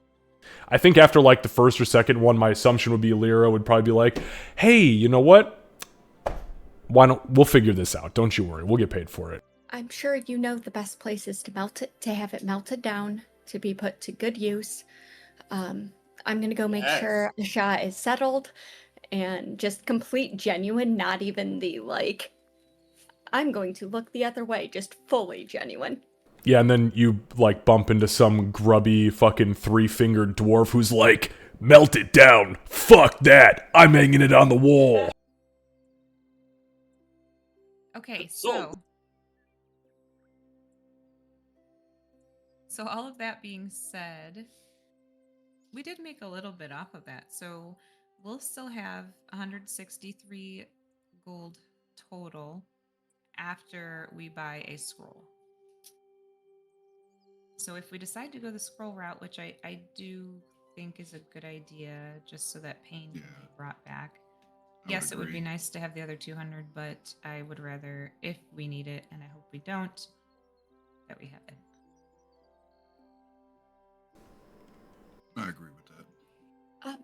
When we go back to the temple to make the purchase, would you mind terribly if we stopped by the stables afterwards? I'd like to speak with, scrolling for the name, with Joffrey Arkbarken about some of the work that he does, to see if in the future we could get some supplies for Asha. Okay. So yeah, we'd go back to the temple. I don't know if you want to roleplay it, Amelia, or not. Otherwise, I'm okay with brevity. Yeah, I'll get you guys in there. I mean, I won't bring you to the map. I'll just keep you on the upper world. But you get back there because you've only had this. We'll say that this has been like a 3-hour excursion, so you're kind of pushing like 8:30. You get back to the temple. It is still open. You go in. The high priestess Rosebloom, she is there. She kind of sees the lot of you enter, kind of hails you. There's nobody else in here though. Like it's vacant. There's not besides the guards and other clergy members. But she kind of beckons you forth to the altar. "Oh, I see. You've, well, hopefully 2, 3, 4, and there he is." And she points down at Kana's.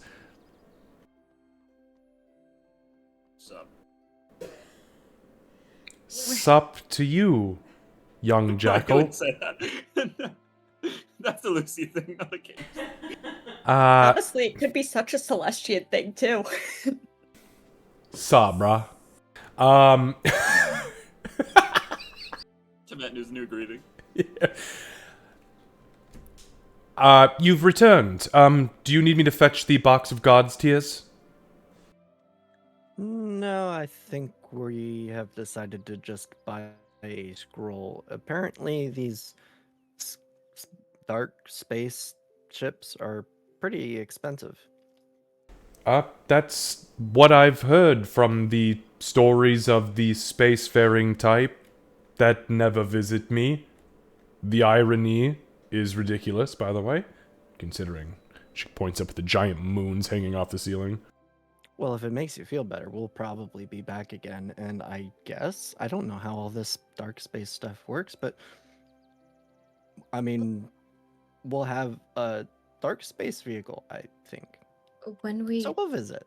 when we return next, we should have Alara, High Priestess Alara, with us and the ship. So, what stories we aren't able to tell? We aren't very good storytellers, as we found.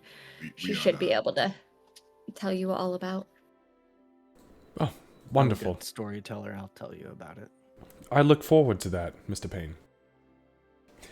Right, so a scroll then, of course. I'll be right back. If you'll excuse me, I'm just gonna go grab it. That is, she kind of rubs her temple. It's 350 gold. I'll be right back. She walks away, kind of goes behind one of the large moons, opens a small door and down a set of stairs. Oh, if it's only 350, I was overestimating. That's great. How much do you think it was going to be? 500. That would be, and Amelia's got her voice low and sounds a little guilty. That would be market price. They're willing to sell it at cost. Well, that puts us in a much better place financially. Amelia, how are horses with flying?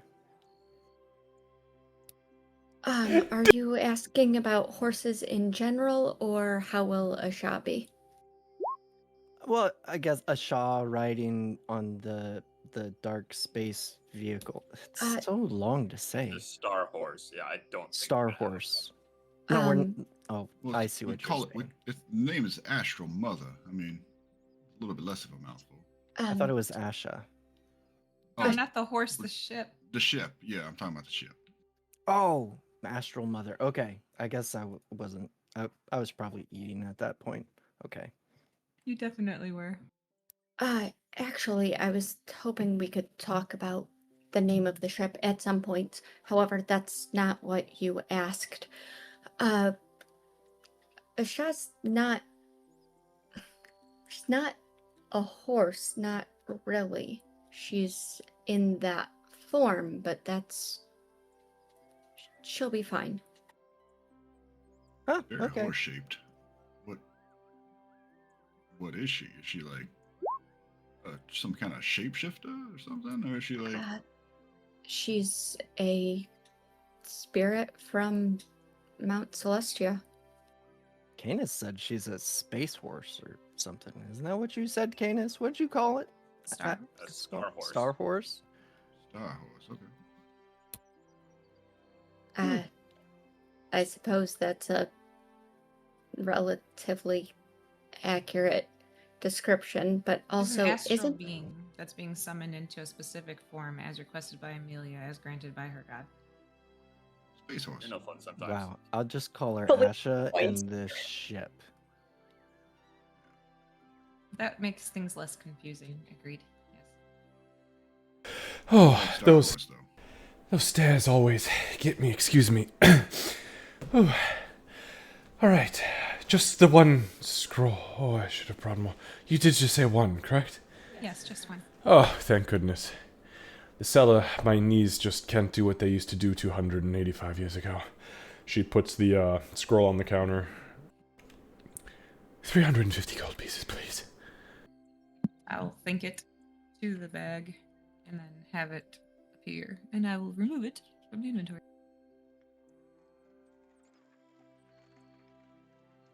All right.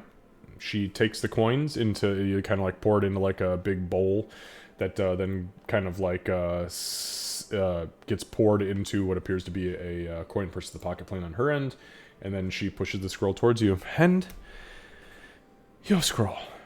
No god's tears, correct? Correct. Yeah.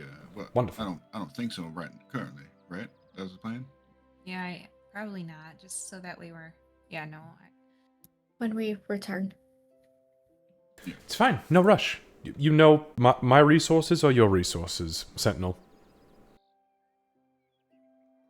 Thank you. Of course. And thank you. She kind of gestures to all of you.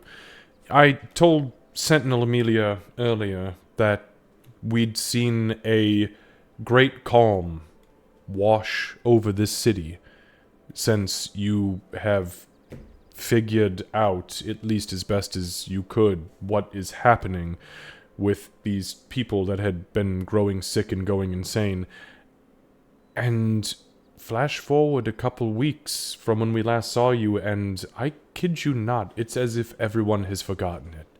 And I thank the gods for that, because there are only 3 temples in this city, and we were fearful of being overrun with the ill should it have continued. So thank you. Seriously. Well, I hope they don't forget too much, because then history is doomed to repeat itself. And I mean, Well, keep your guard up.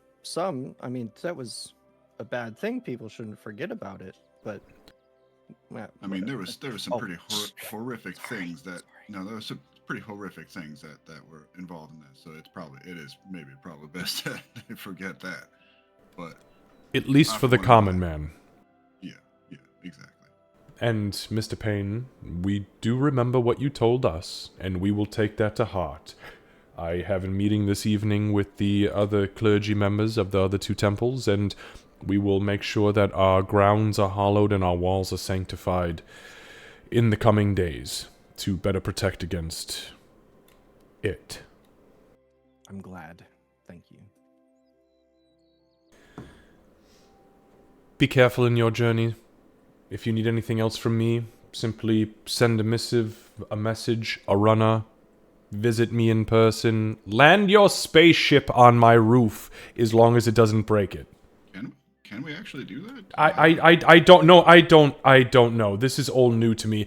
Honestly, I was gonna try to convince the Sentinel to just take the portals and Jilb if you were really going to travel the cosmos. It's probably much safer. But a lot I don't know less what any fun. of that means. But Well, we don't. Who knows where our paths will go in the coming days? Those portals might still need to be an option. But right now we're planning on going north. But I'm assuming we're going to be leaving in the morning. She kind of looks to the others for confirmation. yeah, I assume like it's probably late by now after running around selling all that shit. Yeah, 9 o'clock-ish. It was Yeah, 8:30 when we 9, got here. 10, right around there for sure. Yep. So if Morning, more like. anything comes up, we'll be at the Emerald Tower this evening. If we're needed.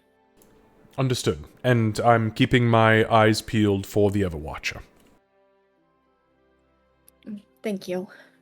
And I don't know if there was anything else, but if not, then Amelia and them will presumably take their leave.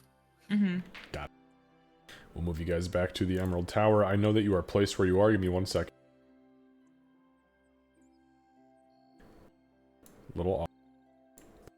You have updated HP, so. Thank you.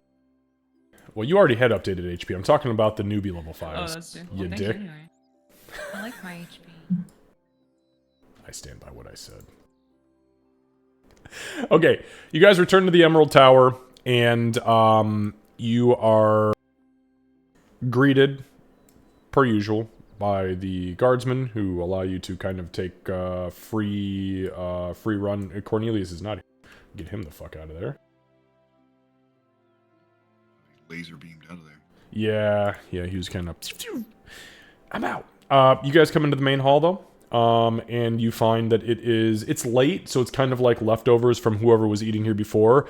However, in like fine, fancy elven tradition, it still looks really fucking good and fresh. Payne, it's like, oh, we haven't eaten anything all day since fucking breakfast. Yes! I mean, smoked meat, smoked fish, cheeses, I mean, huge, literally like 8-pound cheese wheels that have only been, daintily sliced into because elves, full loaves of bread, which are somehow still, like, slightly steaming. This is amazing. The only thing there is not on the table is any ale. However, there is watered-down wine and mead, full strength. Are there any, Oh, oh, sorry. No, we got everyone. I start talking about food and everyone gets excited. I was gonna ask if there were any frog legs, There are no frog legs, because that would have been vaguely amusing. but that would have been hilarious. Pain would See, this is how you definitely. make frog legs. Oh no. Pain would grab the mead and because there's cheese wheels and nice little cute wedges cut out of it, he's going to go to the middle of the cheese wheel and cut a circle out of the center of the cheese wheel and eat the center of the cheese wheel. Hayden, you are disgusting. What the? Why doesn't everybody except Payne actually just give me a history check? This is gonna be kind of like on the passive end, as you see him do this really odd thing. Like, it really does stand out as like, what the fuck? I got a Goodwill 20. I got a fancy 20.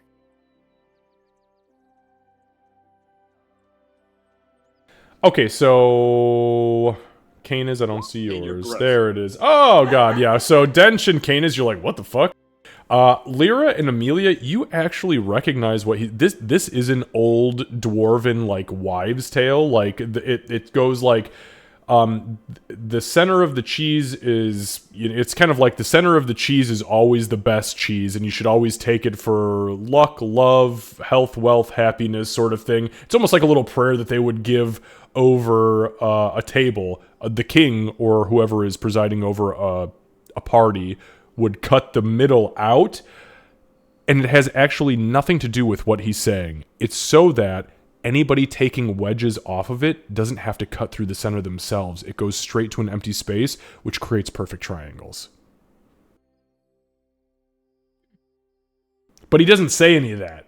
Right. But you know, like, the other dwarves do that, like sky dwarves, mountain dwarves, underground, and maybe his people don't do it like that, but you recognize the tradition. So do with that what you will. Yeah, Lyra would give kind of an eyebrow up. Did you guys do that where you're from? Yeah. Savages, a lot of you. No, Canis. Kind of First of the all, phrasing. opposite.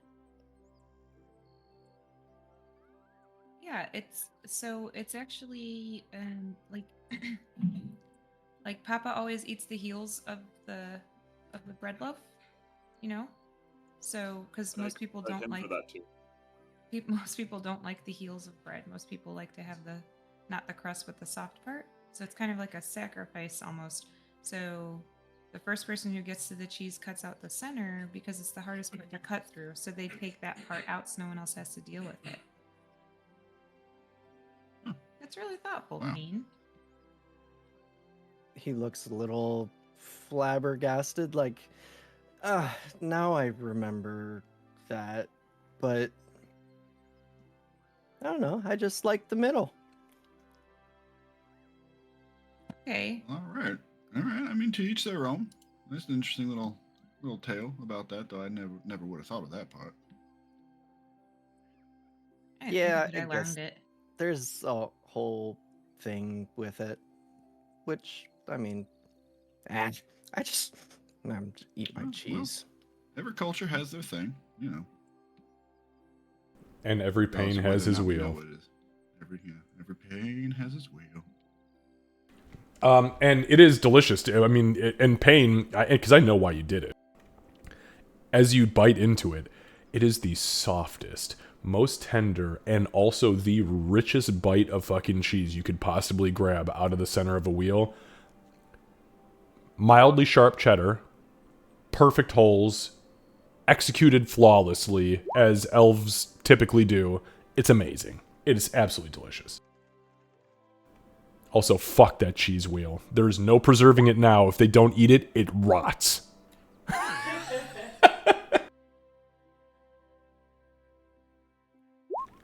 So after everyone's at least grabbed food, a thing that I wasn't sure how to necessarily ask. I know Canis can help with the water, and Payne can too at the cost of something else. I know Payne and I can trade some spells for others, it seems. Is that the same for you, Lyra? Do you choose what you'll have at the ready each day? Yep, I sure do. I have to read my book to do it instead of pray for however many hours. But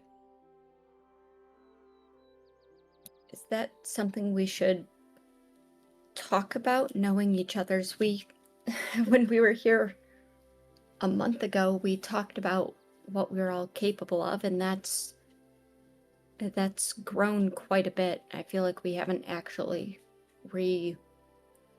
had that discussion, and it's a lot more comfortable having that here as opposed to on the road. And Amelia is going to she'll pour for anyone who would like it, but Amelia is going to pour herself a glass of mead. none for me, please. I can definitely tell you. She'll, Pain Ben will should let get you kind of top his glass off because he already had one, but he'll take more. It is exquisite mead, by the way. You might as well be drinking honey straight from the fucking hive. But it's got a bite down the back of the neck and a lightness to it that does not remind you of syrup. It is... These elves know how to fucking party. Den should get like a nice, like a sweet little elbow from Lyra when he says none for me. And she'll reach into her backpack. Go ahead. I was just gonna say he'll probably go for like whatever, like tea or like if there's like juice on the table or water. Yeah, I'll go for water too. She'll take out her not the book that she writes in, but a different one, and open it and say, "Yep. So I am able to use Firebolt, Mage Hand. I can send messages. I have Shocking Grasp. I am able to comprehend languages, although I usually do that as a ritual because it works a little bit better. Because then I have more availability for other things." Same for detect magic. Find familiar. We all know how that works. I can identify things and mage armor. I can also cast magic missile. I have shield, which is just something that only works for me, but it works for me pretty well. I can make things sleep, although I haven't really tried that recently. I did it once though, and it was really successful. We all know I have Tensor's floating disc. That shouldn't be a surprise. That's also set up as a ritual usually. I can Lyra. cast witch. Yep. You're losing him. Oh. No, you were good. You're good. I mean, I don't know what half those Kane is busy spells were, phasing but- out. I think it was just Canis that was falling asleep. That's not unusual. I'll slow down a little bit. I can cast Witch Bolt. No, don't slow down or it'll take too long and Not I'll too get much. impatient. Misty Step, Scorching Ray, Shatter, Counter Spell, and Sending. So all of the divine casters look at you like, what the fuck is even half of that? And Lyra is intelligent enough to know that they would not understand what the fuck you're even... without giving them context, that was rude. Yeah, Dench has no idea what you're talking about much of that either. The sleep one, I remember. It sounded like you said two different fire things. Was that from the... Yeah, Firebolt is the one that I killed Payne with on accident. They didn't kill him. Yeah, I almost did. It was You're right, though. uncomfortable anyway. I burned him good. And then Scorching Ray is, I'm pretty sure I used it against the Wyvern. Wyvern, that's what it was. Okay. That's the one that had it looked like a storm connecting the two of you. No, that's Witch Bolt.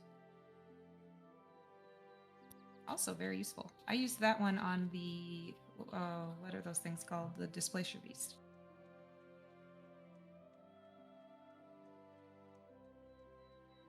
And what do you... Can you cast all of those every day? I wish. No. I can cast Mage Armor, Magic Missile, that's the really cool one I do that always hits. Shield and Witch Bolt. Oh boy, how do I explain this? I can cast them. So 9 times? okay, I was just gonna say, like, in the world of spellcasting, it is known, like, when you refer to a spell level, it is the circle of magic it comes from, because there are tiers. would know that It's thing. tiered 1 through 9, and then cantrips, which are easy. Cantrips, anybody who can cast spells can cast cantrips at X amount of times, which is free.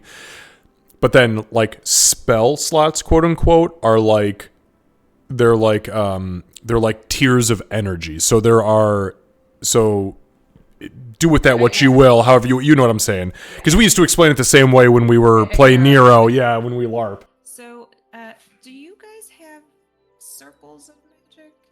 You have circles of magic. I guess you would call it that. Yeah.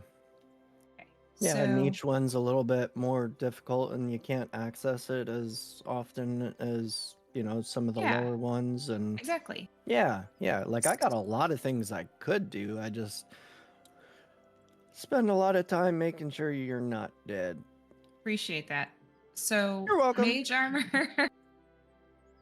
mage armor, magic missile, shield, witch bolt, and all of the rituals that I listed, those are all the first circle. I can cast 4 first circle spells each day.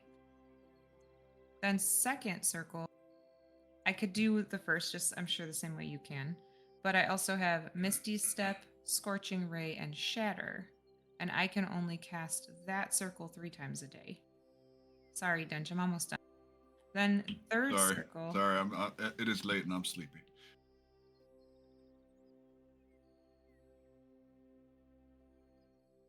And then the last one is sending and counterspell. I can only do those 2 times. Wait, counterspell. That's new, yes. It's not like I had it before and I was holding out. Is that what that sounds like? Yeah, so I have to be able to recognize the spell in order to be able to do it successfully. But if I can recognize the spell, then I can try to counterspell. It's not always successful, though.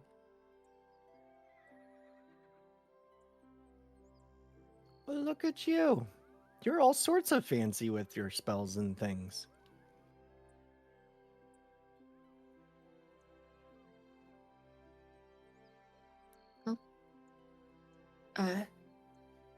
What about... She hold on 1 second.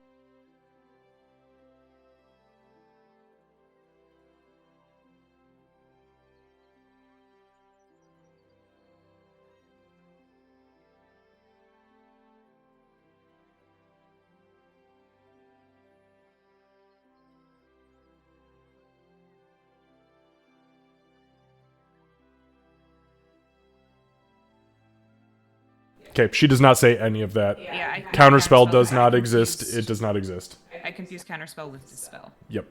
Because Dispel Magic, with my counterspell system, works as the equivalent of a whatever spell needs to be utilized, but counterspell is off the table. So she doesn't say that. So not counterspell. I'll figure out what the other one is later. She says, but I have enter spell name here. We'll get back to you. Probably fucking Fireball, because she's a wizard and she just got third level spells. To be honest. Yeah, I think it is. It's going to be Fireball. Oh god, I hope not. Please no. It's learned. Didn't ask how big the room was. That is exactly, I'm just waiting for it. She's like, oh, I did the calculations, and you guys- detonated it anyways? No, I upcasted it to 7th. Die! Clear, it does say fireball, though? Yeah. And I already did the time for it. I confused counterspell with dispel, so. Fireball sounds fun.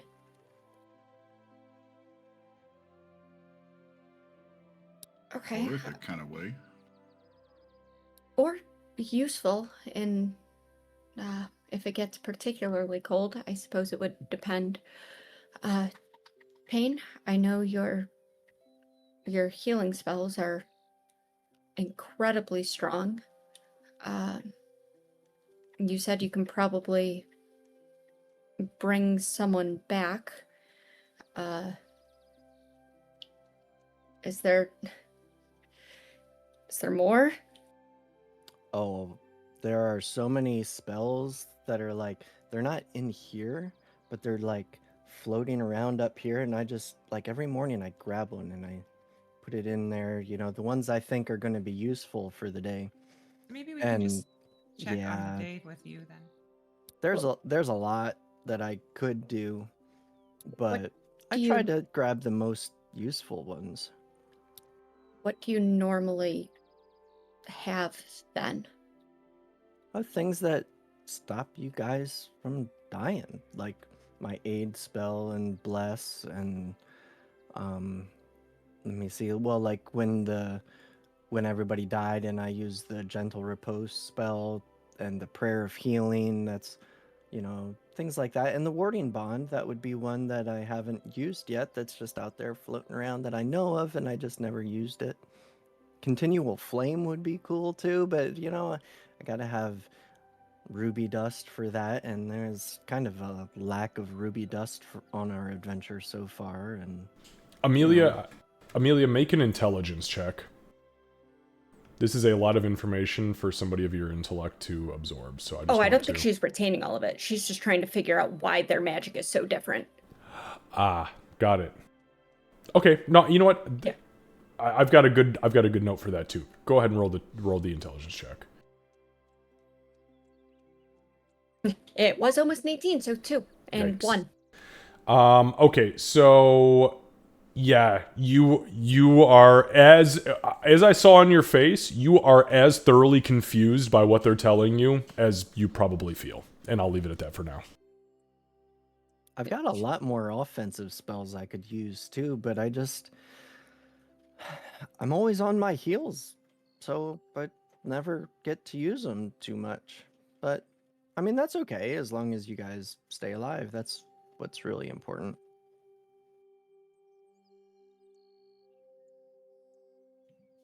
And as always, thank you for keeping us alive. Yeah, really. Yeah. You're welcome. Now, if you guys could kill them faster, then maybe they wouldn't hurt us as much. I agree. Yep, I do agree. Well, we'll all get better at what we do, so we're learning. That might actually be why Celestians offered some of what he has. Because we keep dying? The other thing. Because we keep getting better. No, because of you're killing them faster thing. Oh, so you can kill them faster. I was hoping asking like the two of you about the magics you can do would help me understand some of the spells that I think I can use, but it doesn't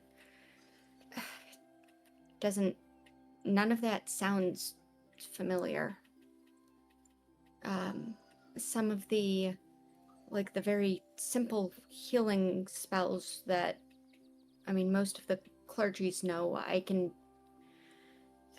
do that, but the rest of it, I don't know. It's different. And I can't do the mending the closing of wounds like you can, and I can't, there's no fire or anything. Never mind, I guess. And she's gonna just take a drink and kind of take a drink with one hand and fiddle with their holy symbol with the other. If you could do everything that I could do, but you could do it better, then that'd make me feel pretty small. But you do a lot of things better than I do, like killing stuff. So, I mean, you got your job and I got my job. You know, I mean, you can't expect it to be the same as me or Lyra. You're just different. Initiate, wanderer. What should she call you? I forget what she calls you. Sentinel? Ah, that one. Sentinel. You're a sentinel. Yeah, but does being a sentinel just mean killing things, though? That doesn't feel right either. No, you have Means to you shove protect your them. shield and make sure we don't die. In Yeah, a like different he way from said. pain. Yes, Sentinel is protector. Yep. That's the nicest thing I've ever heard you say, Canis. Good job. See, we are getting better. Don't tell. You can't call it Anyways. out, Kane. If you call it out, then he changes. Oh, now I'm talking. Okay, yep. Shh. A long time. Anyway, if we're talking spells and improvements, I have also gained a new spell, I guess is the way to put it. What I know, it's I can conjure really strong winds that should be able to push. Well, it makes arrows a lot harder to shoot through where I am or at me, or I guess past me as well. It'll also blow away any vapors or extinguish any torches nearby. Oh, and I guess extinguishable flames in general. Well, never mind.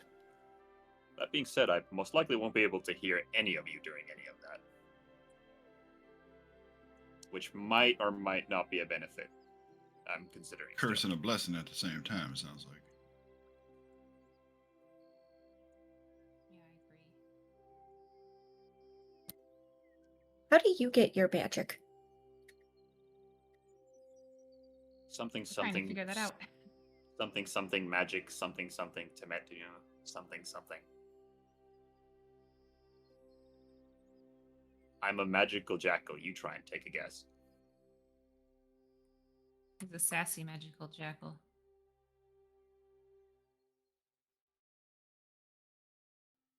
There's so much more to this than they ever told us. So, just to answer your question, Amelia, he gets his magic from where all magic comes from, the ley lines. Except my magic, it doesn't come from a ley line, sort of. Right. Maybe Morden pulls it power. No, I don't think that's how it works. And anyway. Just Ley don't let lines. it go. Yes, ley lines.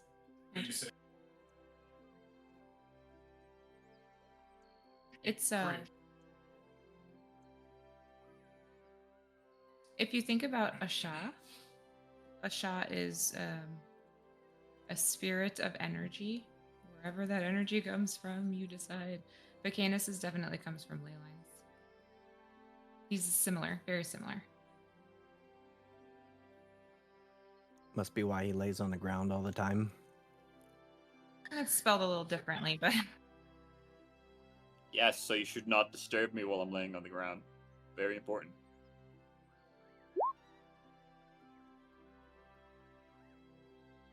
I think that just confused me even more, but that's all right. I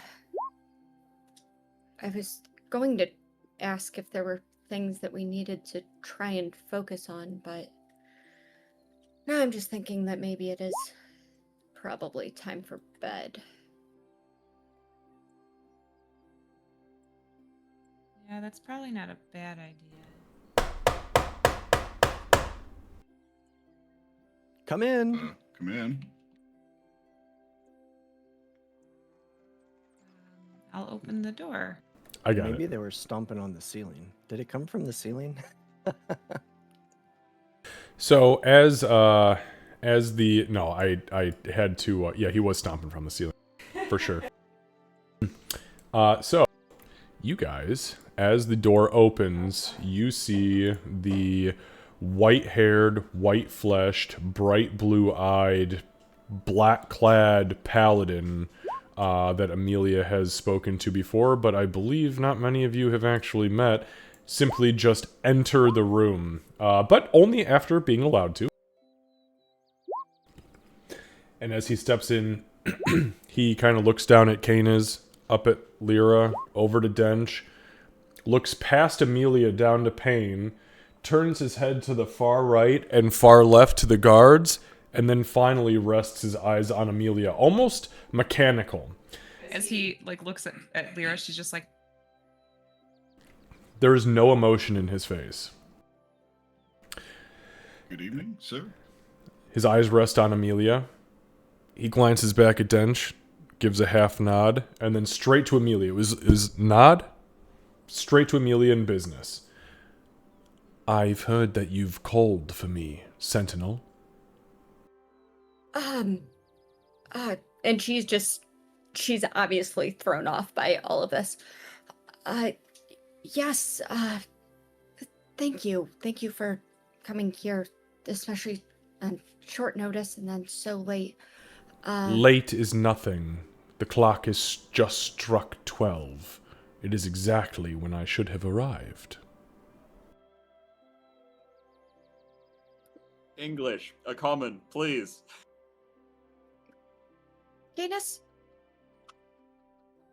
And that's all she says. Just Gayness. And then she'll focus on Moreland again. We were hoping you might be able to help guide us a little bit. These are my companions. I know we've spoken of them. And she'll kind of gesture to each of them. Lyra, Dench, Canis, Payne. Lyra can probably explain things better than I can. If you're all right with it, let her take the lead on this. Excellent. Would you like to sit? No.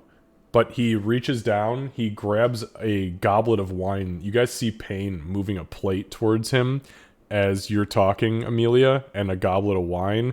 And he snatches the wine, picks it up to his mouth, totally emotionless, and just takes a sip.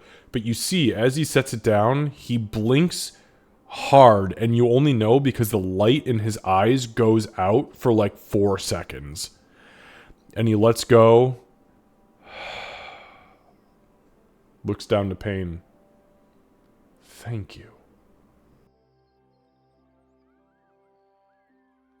He very nonchalantly reaches down for a piece of bread and a slice of cheese, and as he lifts it to his face, looks over towards Lyra. Your turn. oh, he was speaking in common, right? Him and, Yep, okay. always common. Well, unless noted specifically, because, yeah, good call. Okay. Oh, hey, my turn. What part of the story, Amelia? What story? The airship thing. Oh, yes. So there's a spell jammer that we are looking to purchase. She seems really nervous under his gaze. And For what purpose? for flying. and Where? Traveling faster. Well, we're going to be going to the ruins of Akhmir. This is for traveling on the prime material, not traveling through dark space, and you seek a dark space vessel? Well, for now, but eventually it shall go to dark space. Why? Because it seems like that's where we're going to end up based on everything we've been working on. Why? Because the I just world tell is him. crazy. So we can answer any call that's needed throughout the celestial expanse. He smiles. Acceptable. Thank goodness. Okay, so we have to go down to the ruins of Ankmir, and we're going to help Amelia's friend there. Why? Because Amelia's friend needs help. Why? And then because Because something's the stars said so. Because she's been taken as slave. He glances. He tried to go to Canis, but then jolts to Dench. Slavers have Possibly, taken whom? And then he we don't glances to know. Amelia. We don't know that. They're talking about the other side of the two-headed arrow, going and finding Priestess Alara. Last we saw, she was safe for now, and stars willing, she still is, but that She needs is to be not. handled. Oh, And she just takes like a long drink of the mead, just processing that. Every time he asked why, Lyra was taking a little baby step closer to Dench. So she's moved over like probably. Are you sitting in his fucking lap? I mean, no, you're she was already standing. seated right next to him. She was standing, so she just kind of like scooting. Can we get a booster seat for this bitch? She is standing on the chair. Yeah, probably. But now she's like. So yes, after. So the reason that we had her seek you out was to see if you knew anybody who might be able to act as helmsman for us until we can get the proper training.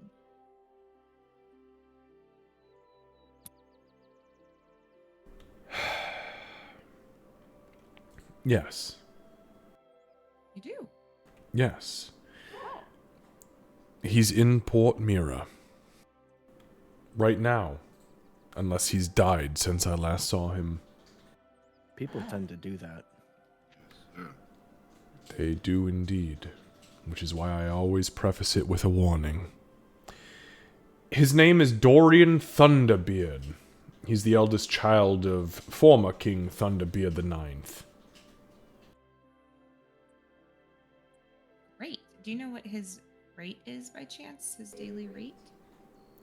I am no pawnsman in the world of merchants or slavers.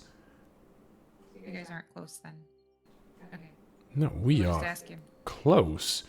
I've no need to travel on a dark space vessel or ask an old friend of mine what his going rate is, dear wizard. Fair enough. Okay. Okay, so Dorian Thunderbeard in Fort Mira, unless he died. Well, we do appreciate that because we'd rather find someone reputable. Do you know how long he's been flying by chance?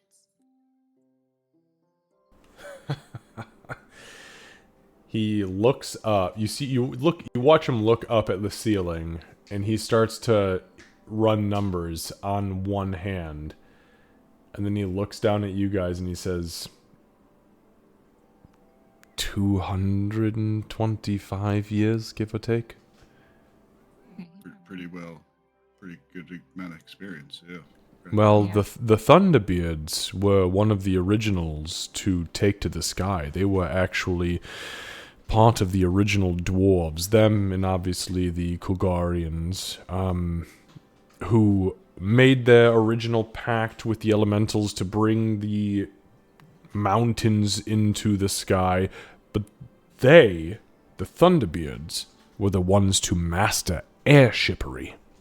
So piloting is in his very blood, and it, of course, helps that his father was a king, and all of his grandfathers and great-great-great-great-great-grandfathers before him. 9 times. Okay. Alright, so this is an expert by every definition of the word, okay. He's very good. And sounds very expensive. Do you think he'd be willing to train us? Is he the type of person who's willing to train us on this kind of craft? Noting his personality, yes. He is aged in his years, though not elderly. He kind of looks at you, Dench. Kind of specifically, kind of looks you over. Aged, but not elderly. And he is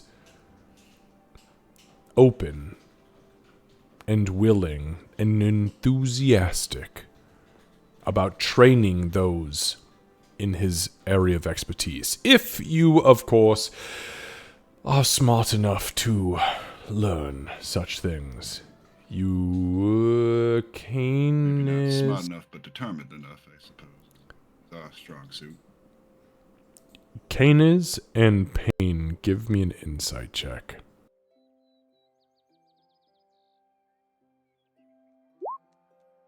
Fuck. Wow, you got a +8 insight? That is great. Holy shit, Pain! One of my expertise things. So Pain and Canis, you would both when he said that, He actually, when he mentioned the, like if you're smart enough to do the thing, he glanced at Amelia momentarily and then back to the rest of the group. It wasn't aggressive or like demeaning or anything like that. He just, it was almost, you would, oh God, you guys both rolled really well. It was concern. I think Payne would have just followed his gaze over and back again and continued on. Hanish just sighs and goes, "Yeah, that's probably a good concern." You are such a fuck. Candace just walked in the room and said, "You are such an ass."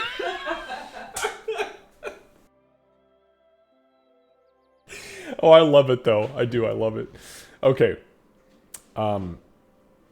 Yeah. So he kind of rights himself again. And by the way, this whole time he's been taking bites of cheese and bread, and sipping the wine. Right. So you have my contact. Is that all you needed of me, Sentinel? The it was the first question we were going to ask, certainly. I was also hoping to maybe ask you about some things I've seen in the stars and maybe get your experience, knowledge, your take on them. Yes, But of course. As you you're- say that, by the way, as you kind of, and you start to, the little, even the very minor bits of stammer, he does pull the seat out, and he walks himself around, takes off his shield, which is on his back, and his mace on his side, sets them down to the side, and says, "The stars. Yes." Payne goes, "Oh," and pours him some more wine and gets some more mead. Ain't got his interest. Yes, and she does like kind of she's going to push kind of the mead back. She's going to switch to water very very deliberately, kind of take a deep breath. There have been a number of sometimes concerning signs, but before I completely get derailed on that, your friend Dorian Thunderbeard, you said Thunderbeard, is he also of the church or a friend you met elsewhere? He is not of the church. He is of the church of... And then he glances down at Payne. He kind of reaches his hand out. And it almost looks like he's going, like, for your palm. And then he just, like, misses it by 4 or 5 inches. And he grabs another piece of bread and pulls it towards him. Moradine. And are you okay? Are you all right with us going to him for aid? Would it be okay if we mentioned that we got his name from you? Absolutely. We fought side by side on 2 occasions. And Dorian fought valiantly and in the name of Moradine. A flame burning bright in the belly of a forge, bellows screaming from his mouth as he ran forward into combat. Though it was a little erratic, it was understandably erratic, as the situation was pure chaos. I led from the rear and guided those that I could. He's a good man. He means well, and maybe his adventuring days are a bit beyond his years. But he'll do good by you, especially if you're going to hire him specifically as a helmsman. I think I'll like this guy. I think you will too. Amelia's gonna nod a little bit, then nod again at their comments. Lyra, is that does that answer what we needed for that? Yeah, I think so. We got a name and yep, yep. Thank you, sir. Yeah, that's super useful. Thank you, sir. Of course. Anything else, Sentinel? Just the stars. If and she's gonna kind of she's gonna look to Kana specifically. I think this is when I'm supposed to politely give you an out if you would like it. Did you want to stay and hear about this, or are you going to take the soonest excuse you can to leave? Talking to Canis, you said? Yeah, absolutely. Canis is the one that's always horribly rude about it. And I accept. she and her half a glass of mead are just calling them out. Canis looks at it, thinks about it, and then looks up at Lyra. He's like, "Are we gonna leave or am I staying?" I don't want to hear about this, Canis. He sighs and lies down. Closer to the ley lines, then. That works.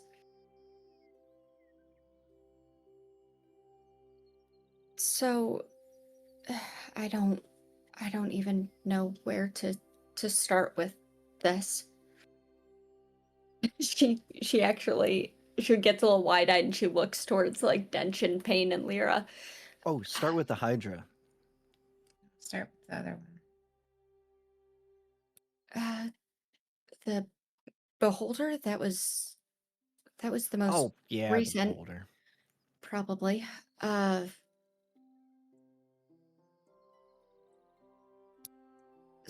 So we went east to continue the task which we had already started on, following that evil, trying to put a stop to that. We went, and as we've traveled each night, I've tried to look to the stars, and I've seen,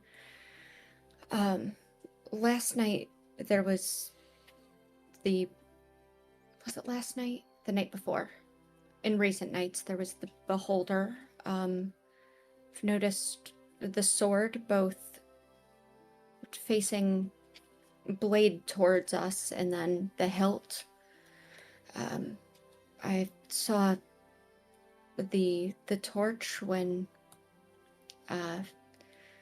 my companions were speaking to each other. I've seen the Hydra. It just keeps changing, and it all started when we saw the red dragon. I don't know how to read the signs the way I might be supposed to be.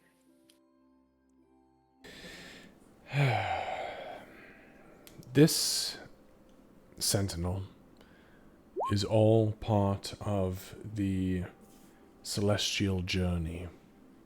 The stars are fickle. The stars are pure fate. The stars are sometimes incorrect. Though something you need to understand about the stars is that they all come from him. And they are intended as signs for you to interpret for yourself. Let me start at the beginning. The Beholder, you mentioned first, because this was the most recent, am I correct? She just nods. She's giving him her absolute full attention. As a paladin, you need not pay attention to the paranoia that would come from somebody seeing this sign in the sky. However, as an omen, obviously it is seen as a warning. Someone or something is watching That is true. I am well aware of what is watching. I've spoken with the clergy after Mr. Payne informed. He kind of looks at the guards, looks back at you. Something is watching. Take that as it is. The sword. Hilts in both directions, you say? Yes. Yeah.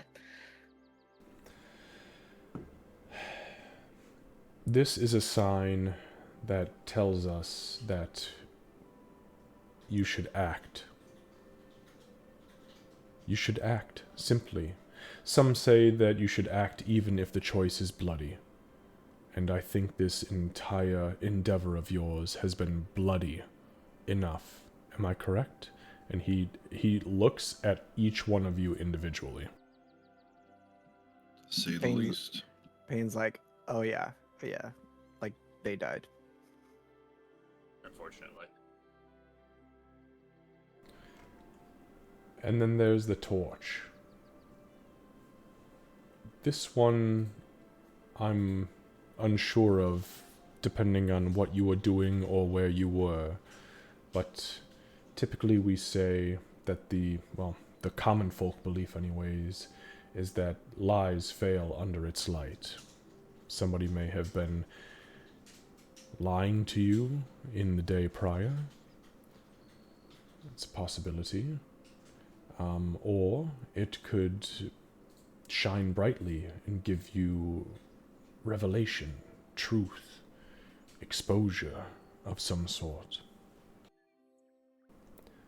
The Hydra. This one is a little bit different. But given what you just spoke to the clergy about, I was wondering if that one might be kind of directly related. Directly related to evil coming back, unless it's fully stopped. it's a possibility. We both speak with the same God. It could be a revelation. Maybe he, and he points to the roof, feels that there is some truth in that, some revelation that may be true. I would take that as a sign, especially from what you've accomplished and from what I've heard.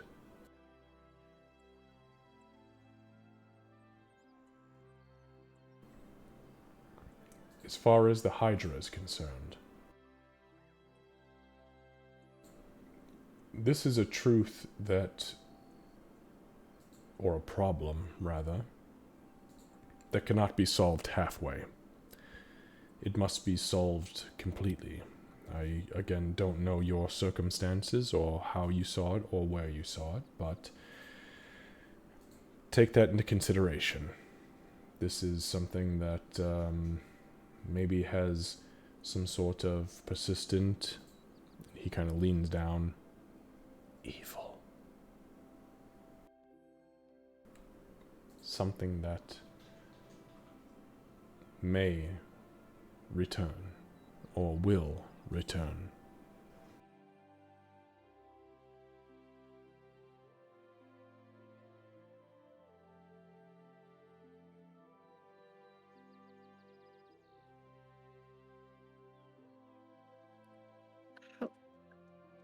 There's not.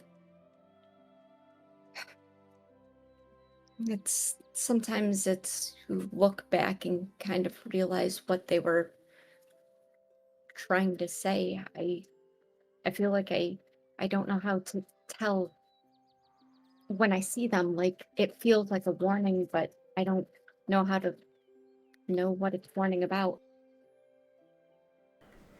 And that is the crux of what we as watchers, and those of us who are sentinels, and those of us who are pilgrims, need to decipher for ourselves. It is cryptic. It's not necessarily fair, but it is our reality. How can they be incorrect if they all come from Celestian?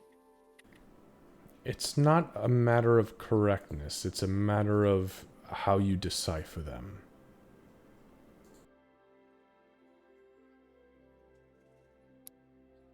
Ah, that makes a lot more sense.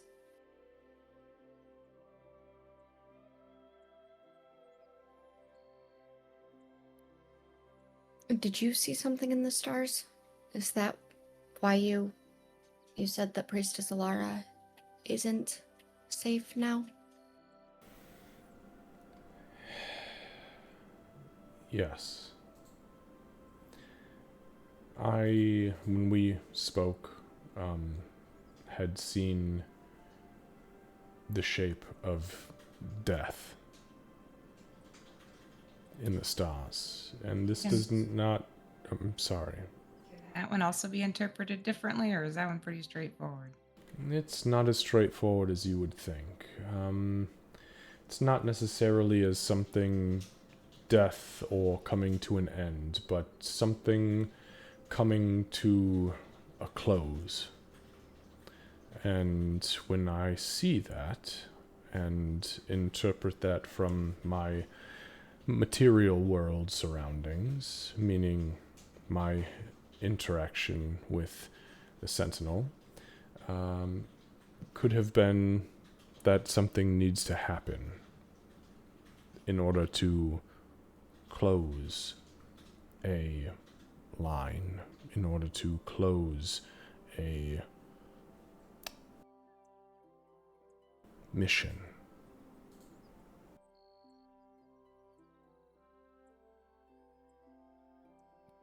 Well, we've known, and she's gonna look at the party again. We've known that we were going to need to go back in that direction, or that I would, and you said you were willing to go with.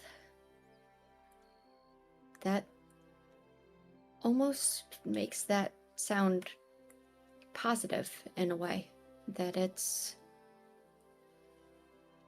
something that's actually getting resolved, as opposed to just going towards another beacon or area. Yes.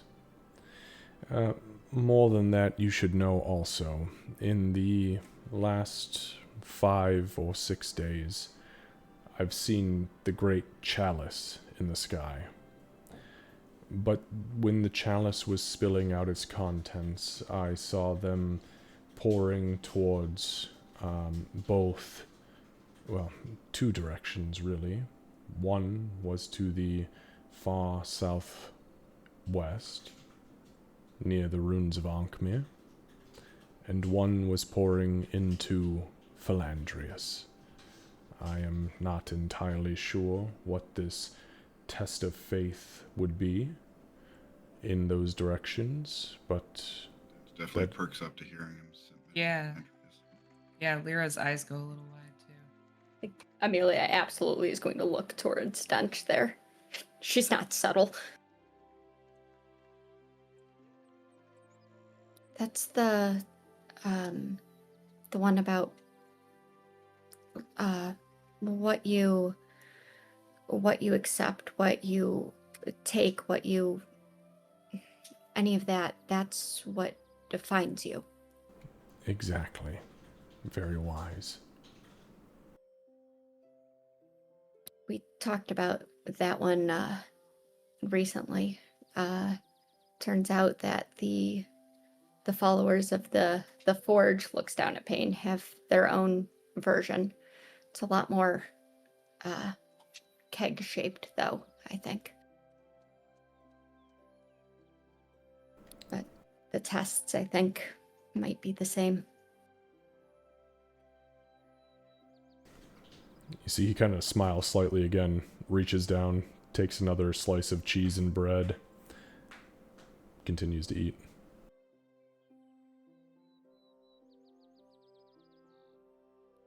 You didn't happen to see anything that would indicate one of those is more pressing than the other, did you? No. The chalice falls in sometimes multiple directions, and all of those must be interpreted by those who see it. I am not acquainted with your matters, personally, so I can only tell you what I see, or what I saw.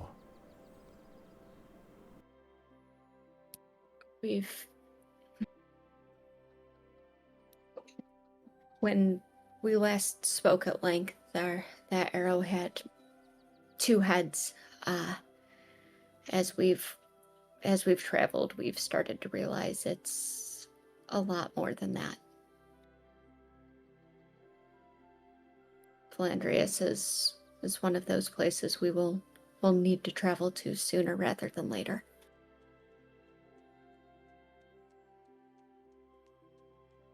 He kind of nods. Then you've already your path set forth, I suppose.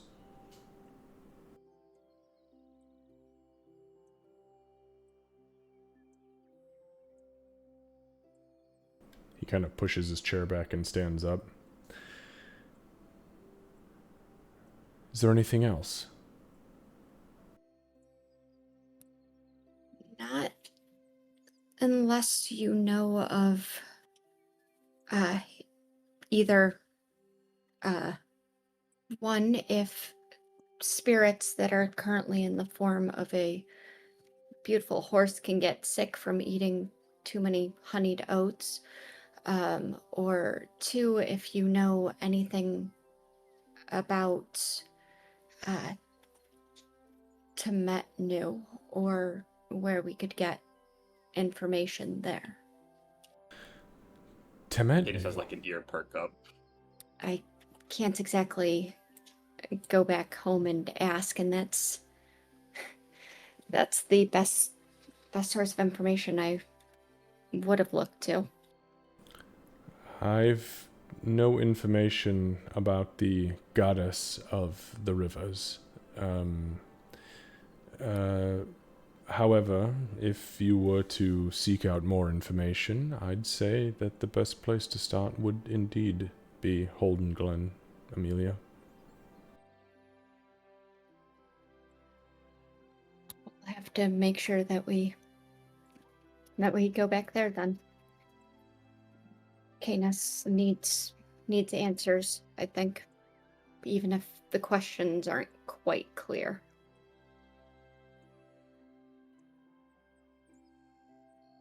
Thank you. You are very welcome. He reaches down and he grabs his shield, slings it back on his back, picks up his mace and slings it into his frog. If there's anything else before I take my leave. I believe so. I appreciate your information. If we need to reach you, what's the best way to contact you? He looks around the room for a moment to everybody, and then kind of rests his eyes on Lyra. Probably her, I'd assume. Unless you've a way of sending a raven or a messenger by foot.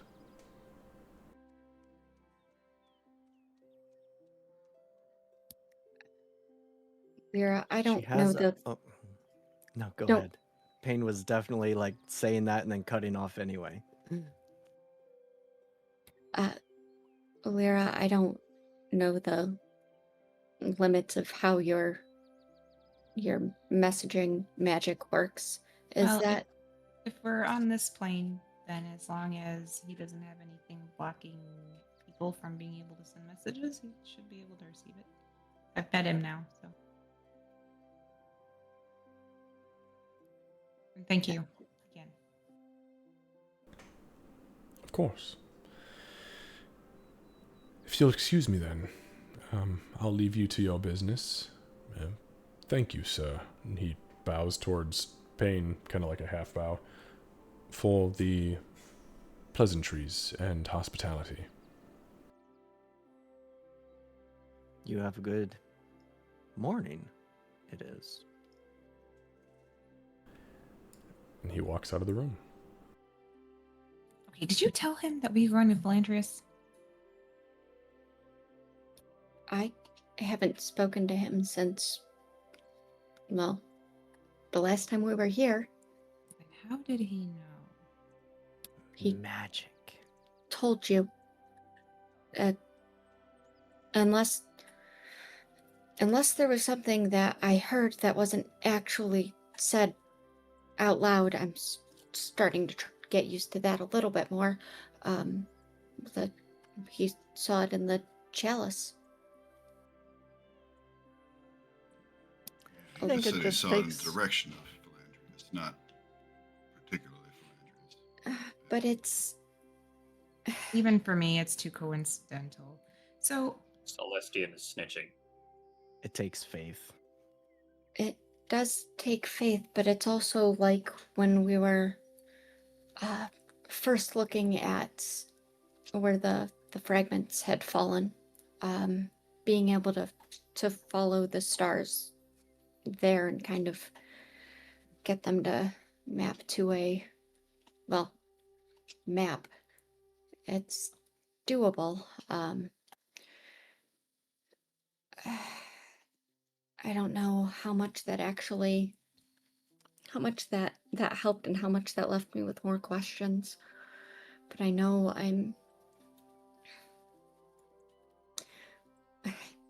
he didn't really say how he knew that Priestess Alara isn't safe anymore. Just that he's certain he's not. he said it as much as you've said anything you've said. It was in the stars. So I don't whatever think that's it worth. changes. Yeah, I don't think it changes anything, really. I mean, she's in danger, and we're gonna go help her. Yep. Hopefully she's still in danger.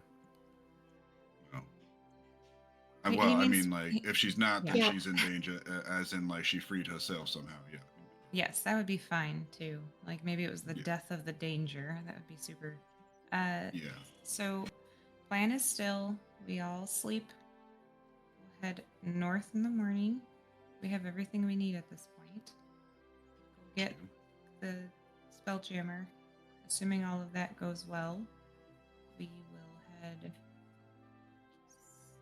southwest. Then we need to come back and find out about the beacon, and now it sounds like we need to go to Holden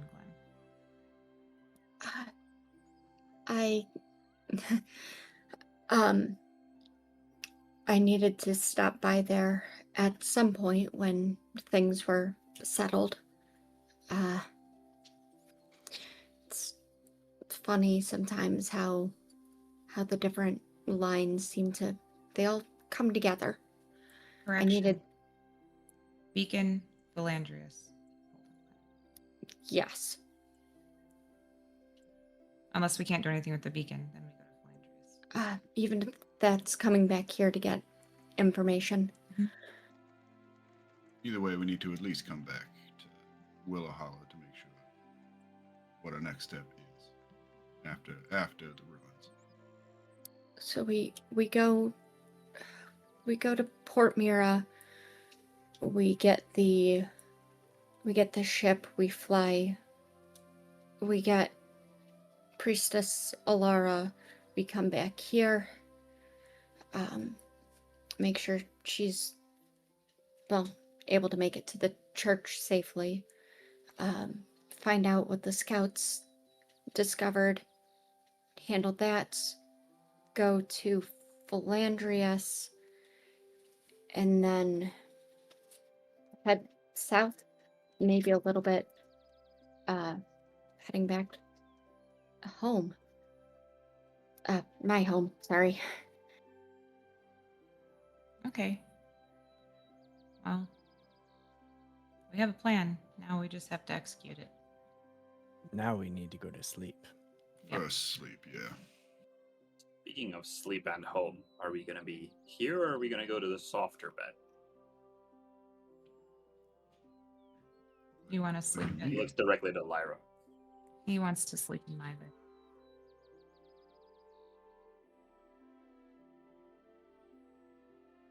Well, as long as we meet by the stables in the morning, it shouldn't really matter.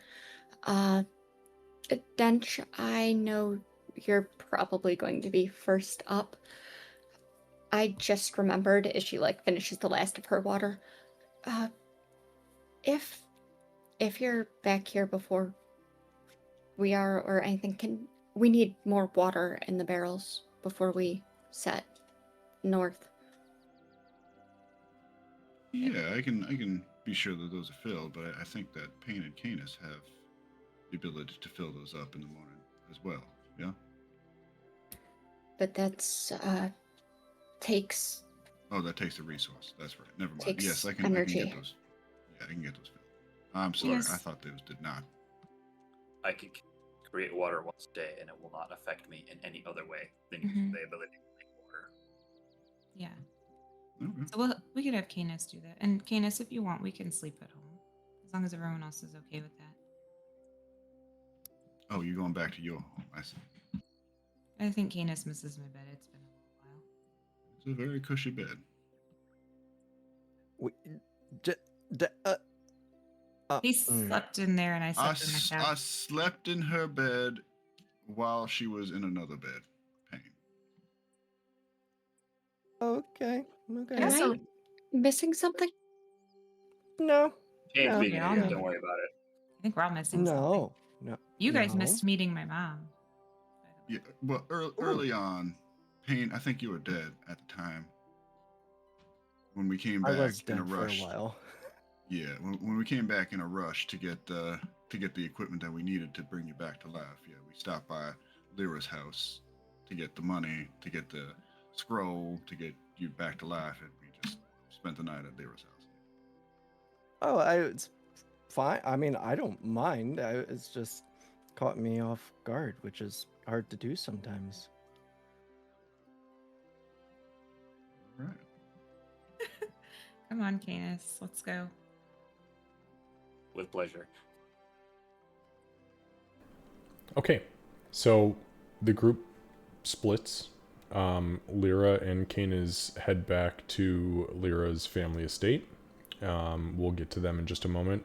The remaining three, Dench, Payne, Amelia, anything for you guys in this moment? I think that's just he's tired. He's gonna go to sleep. He's gonna be up early in the morning. Go ahead, Payne. Oh, did my Payne? I said Payne would take a sweet roll to go and then go to bed. And Amelia's going to go. She'll say her goodnight. She'll make sure we've cleaned up our dinner mess a little bit, and then she's going to go look at the stars and probably go and see if anyone at the stable minds if she conks out near Asha after telling her about what the plan is and what's happened over the past day. Okay. Amelia, high or low? High is always in our favor. We look to Celestian.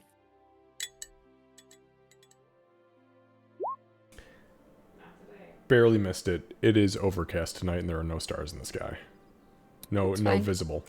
She can still do her prayers to the clouds. He's behind those two, probably, maybe.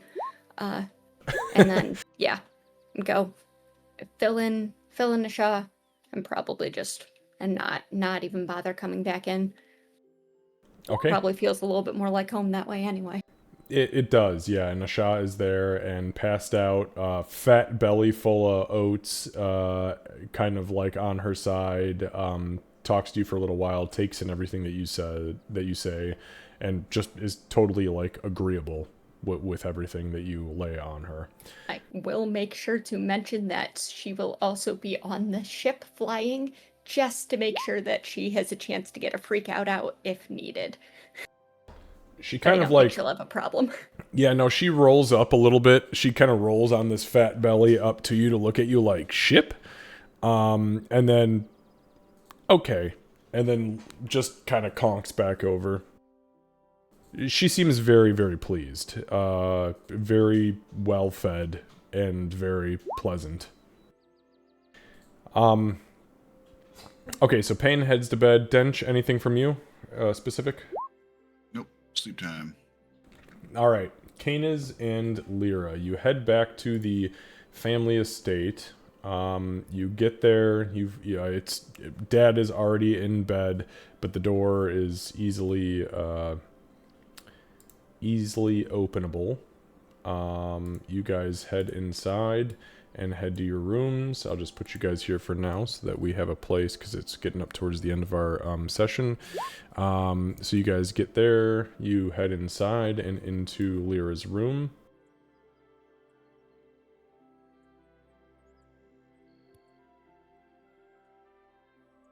And I'll let you guys take it from there. There you go. This is much comfortable. And I would like to talk to you. Uh-oh, what'd I do? It's more about, well, how you look sometimes, I guess. Also, I read your journal. Right. But we'll get to that part later. First, I want to speak to you about this whole Star thing. As you know, I have a different outlook on our situation, and I'm not saying to change our plans or anything. I'm just informing you of my position, because I go where you go, because you're first priority. But Amelia's friend, I feel sorry for the situation she's in. Dench has his troubles mentally. I view our home, our city, and the potential here generally in a higher regard than their issues. Now, I'm not saying we change anything. I'm not saying we don't go help Amelia's friend. I don't want to harm to come to anyone, close to anyone here. I just prefer I feel it's better for the overall good that the beacon here, or whatever is left of this cult, be ended over a single Celestian priestess or Dench's mental.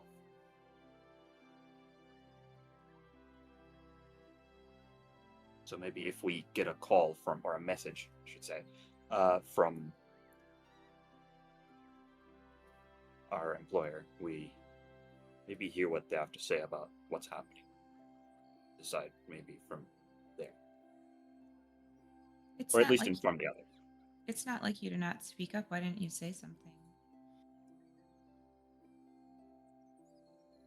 Look, our group isn't the brightest. I'm also really lazy and could not be bothered with another discussion. Oh, so you wanted me to be the one to bring it up? No. I'll bring it up tomorrow. I just didn't feel like it today. I'm also just informing you, because it's more, look, like, I go where you go. You clearly have your own decisions. Like, I would have probably sold half the stuff that you didn't want to sell. To which I annoyingly agree with Payne. But you have your decision and your thoughts, and I'm more or less along for the ride. As a contracted familiar. I'll happily voice my opinion on it, but as you know. Yeah, as a contracted familiar. And friend, and grandpa's pet, and I have a lot of titles. What would you be doing if you weren't here as a contracted familiar? I'd probably be dead. I'm 144. I'm not supposed to live this long. Okay, but if you could, what would you be doing? Probably off in a forest somewhere. no thought included, I guess. Just that's interesting. I can't remember what I was like before I met your grandfather.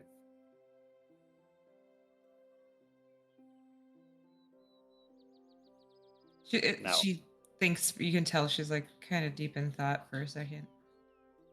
Okay, and then you said something about you don't like how I look. Yeah, so first off, I read your journal. Second off, the second Dench said he values Pearl more than everyone else, I saw the like hurt on your face. It's clearly bothering you. Do you want to talk about it? One-sided if need be. I guess I don't really. I don't know why it mattered, if that makes sense.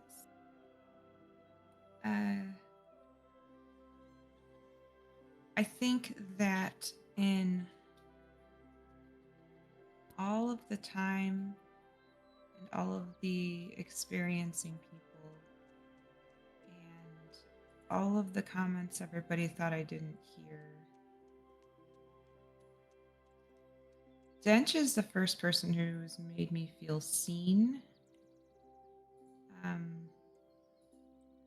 without making me feel invisible, if that makes sense. He sees me and doesn't judge. I mean, of course, like, I understand the situation with Pearl. I can only imagine how much that hurts. You know, the thought of you being gone hurts. And he very obviously took to her, you know, whenever things were wrong, when it seemed like he was out of sorts or not here in general, Pearl is where he went. And having that ripped away from you suddenly, literally ripped away from you, and the way it all ended, it's horrific. But I was kind of surprised at my reaction to that comment too. And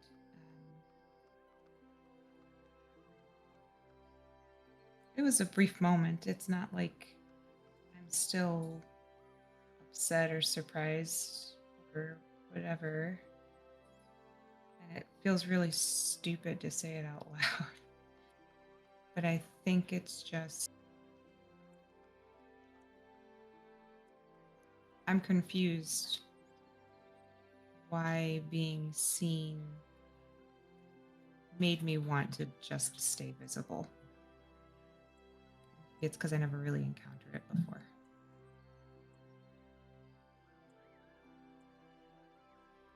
He thinks for like a solid second. That's interesting.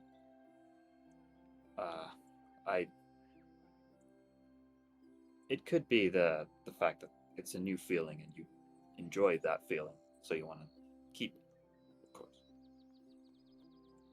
Dench saying that there's maybe someone he watches or something he watches more than you.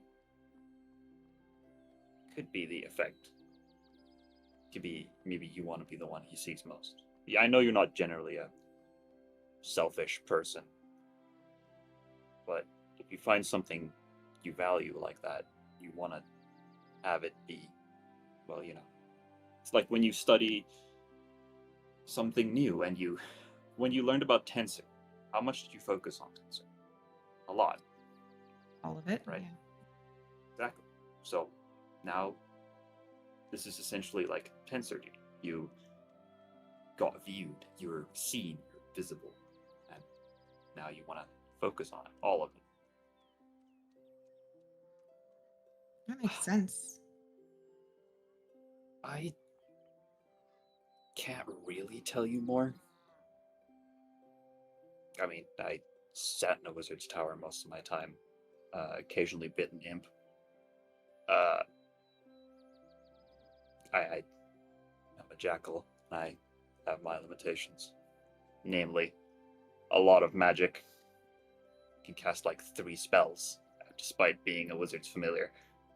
2 wizard's familiars.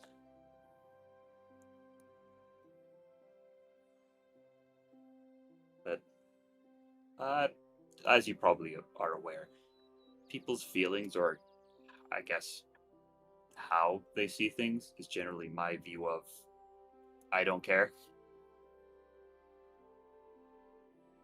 You are like the sole exception where I try and understand, but it's a difficult area for me. Why do you try to understand? Because you have to? No, Lyra, I watched you grow up.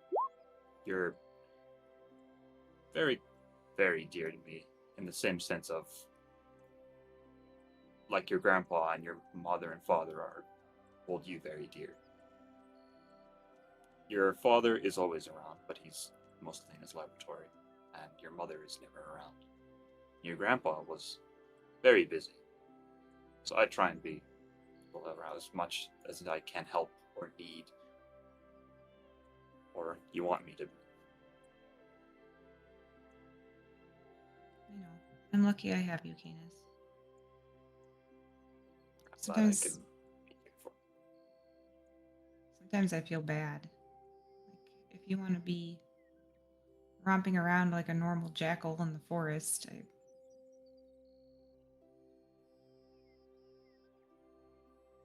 Oh, absolutely not. No. I have a soft bed, a companion that I can always rely on. She's equally as smart as I am, if not more, eventually. You have a lot of potential, and I look forward to seeing it continue to grow. I can't do that if I'm running around in the forest with probably less intelligence than Amelia. I'm gonna hug you now. Yeah, I figured. Scoops him up and just squeezes him, and then she'll lay down and snuggle him like a teddy bear. I'm really glad you're here, Canis. I'm glad neither of us are both. They're both that we're both still here. She'll probably pass out pretty quickly. He sleeps on command, so.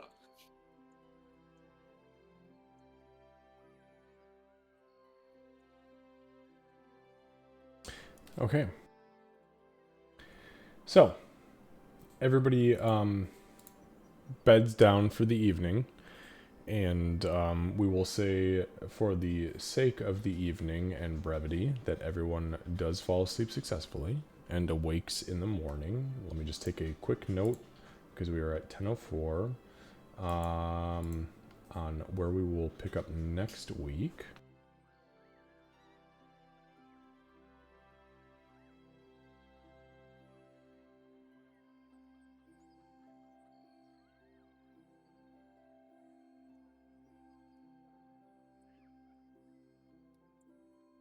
My Y was a little bit softer, Amelia. Why?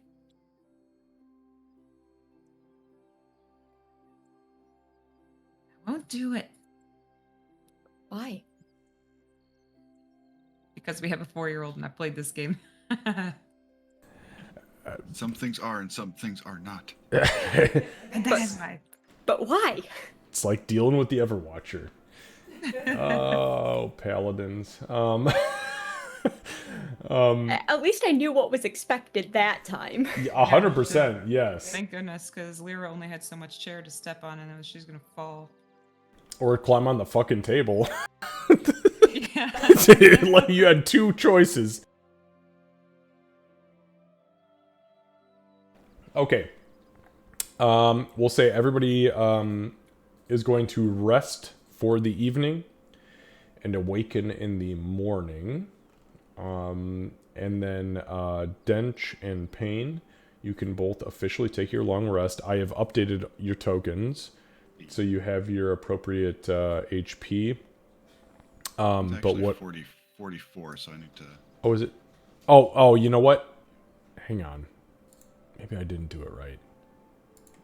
I changed it in the previous map. Yeah, I probably grabbed an earlier iteration. It's okay. Either way, you guys are going to be moving, so I'll get it right.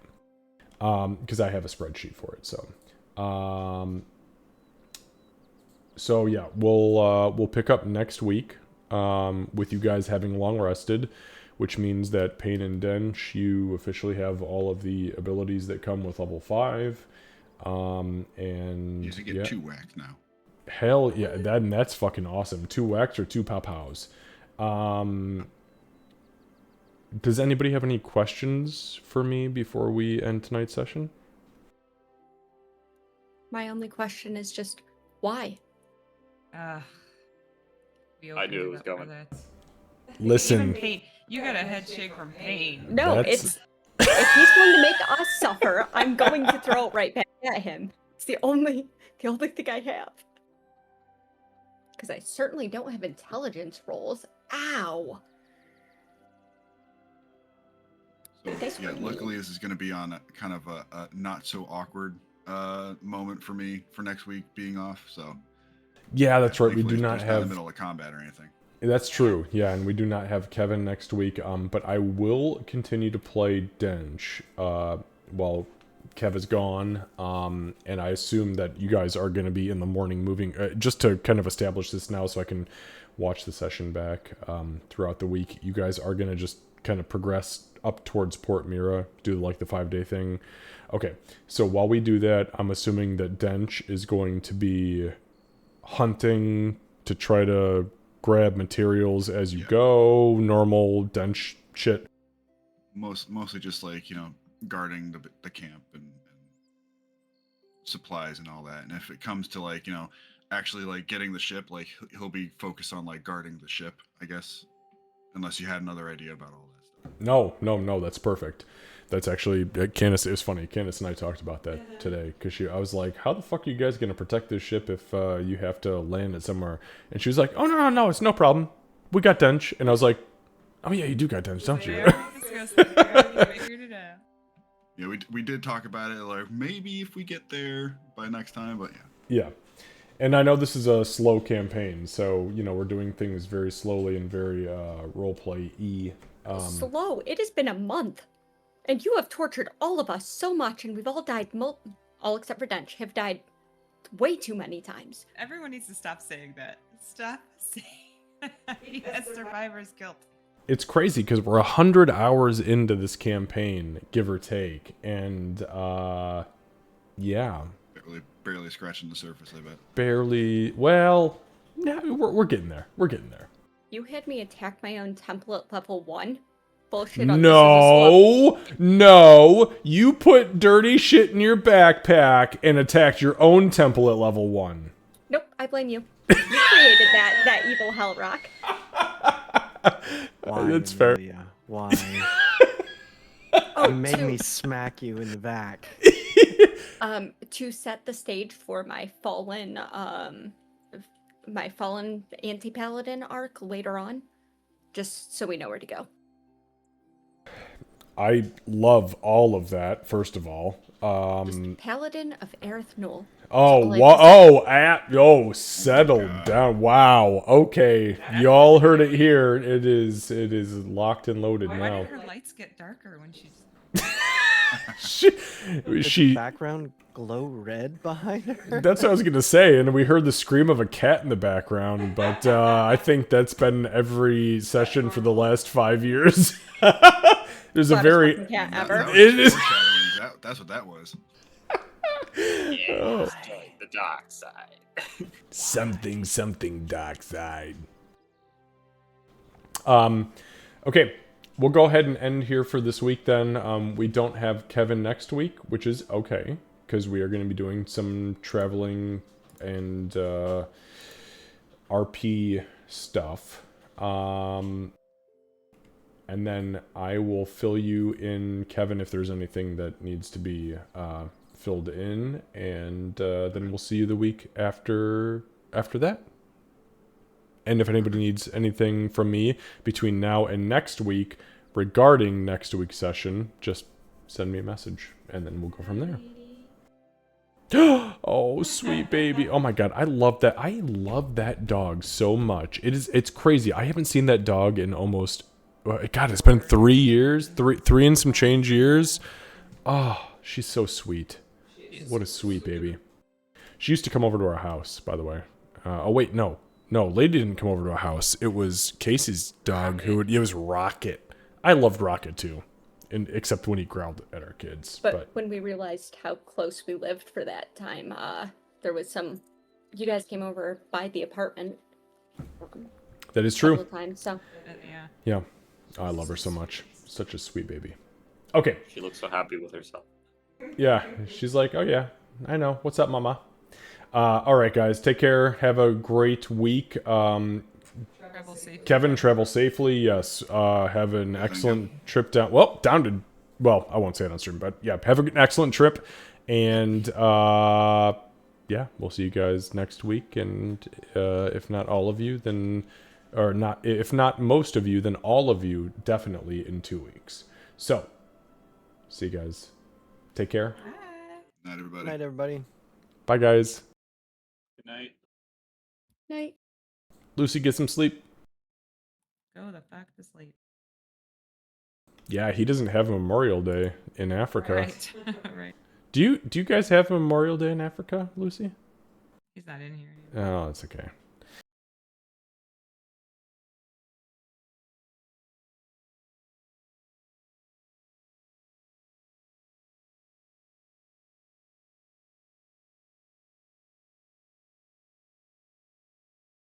Alright, guys, let's see who we can raid. We do not have many people. We have Hex, Fuji, Pokemon Cast, Yogcast, and Uchu. Uchu.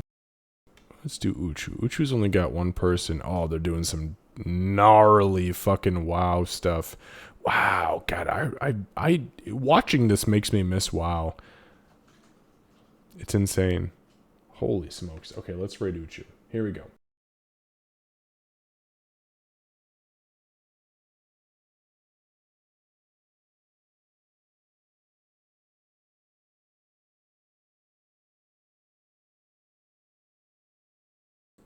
All right, we'll see you guys next week.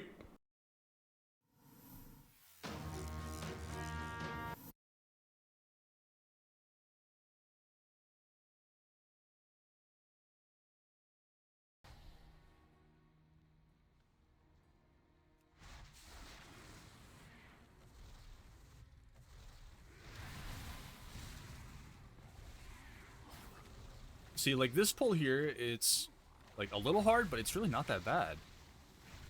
I don't understand why people do like other weird stuff.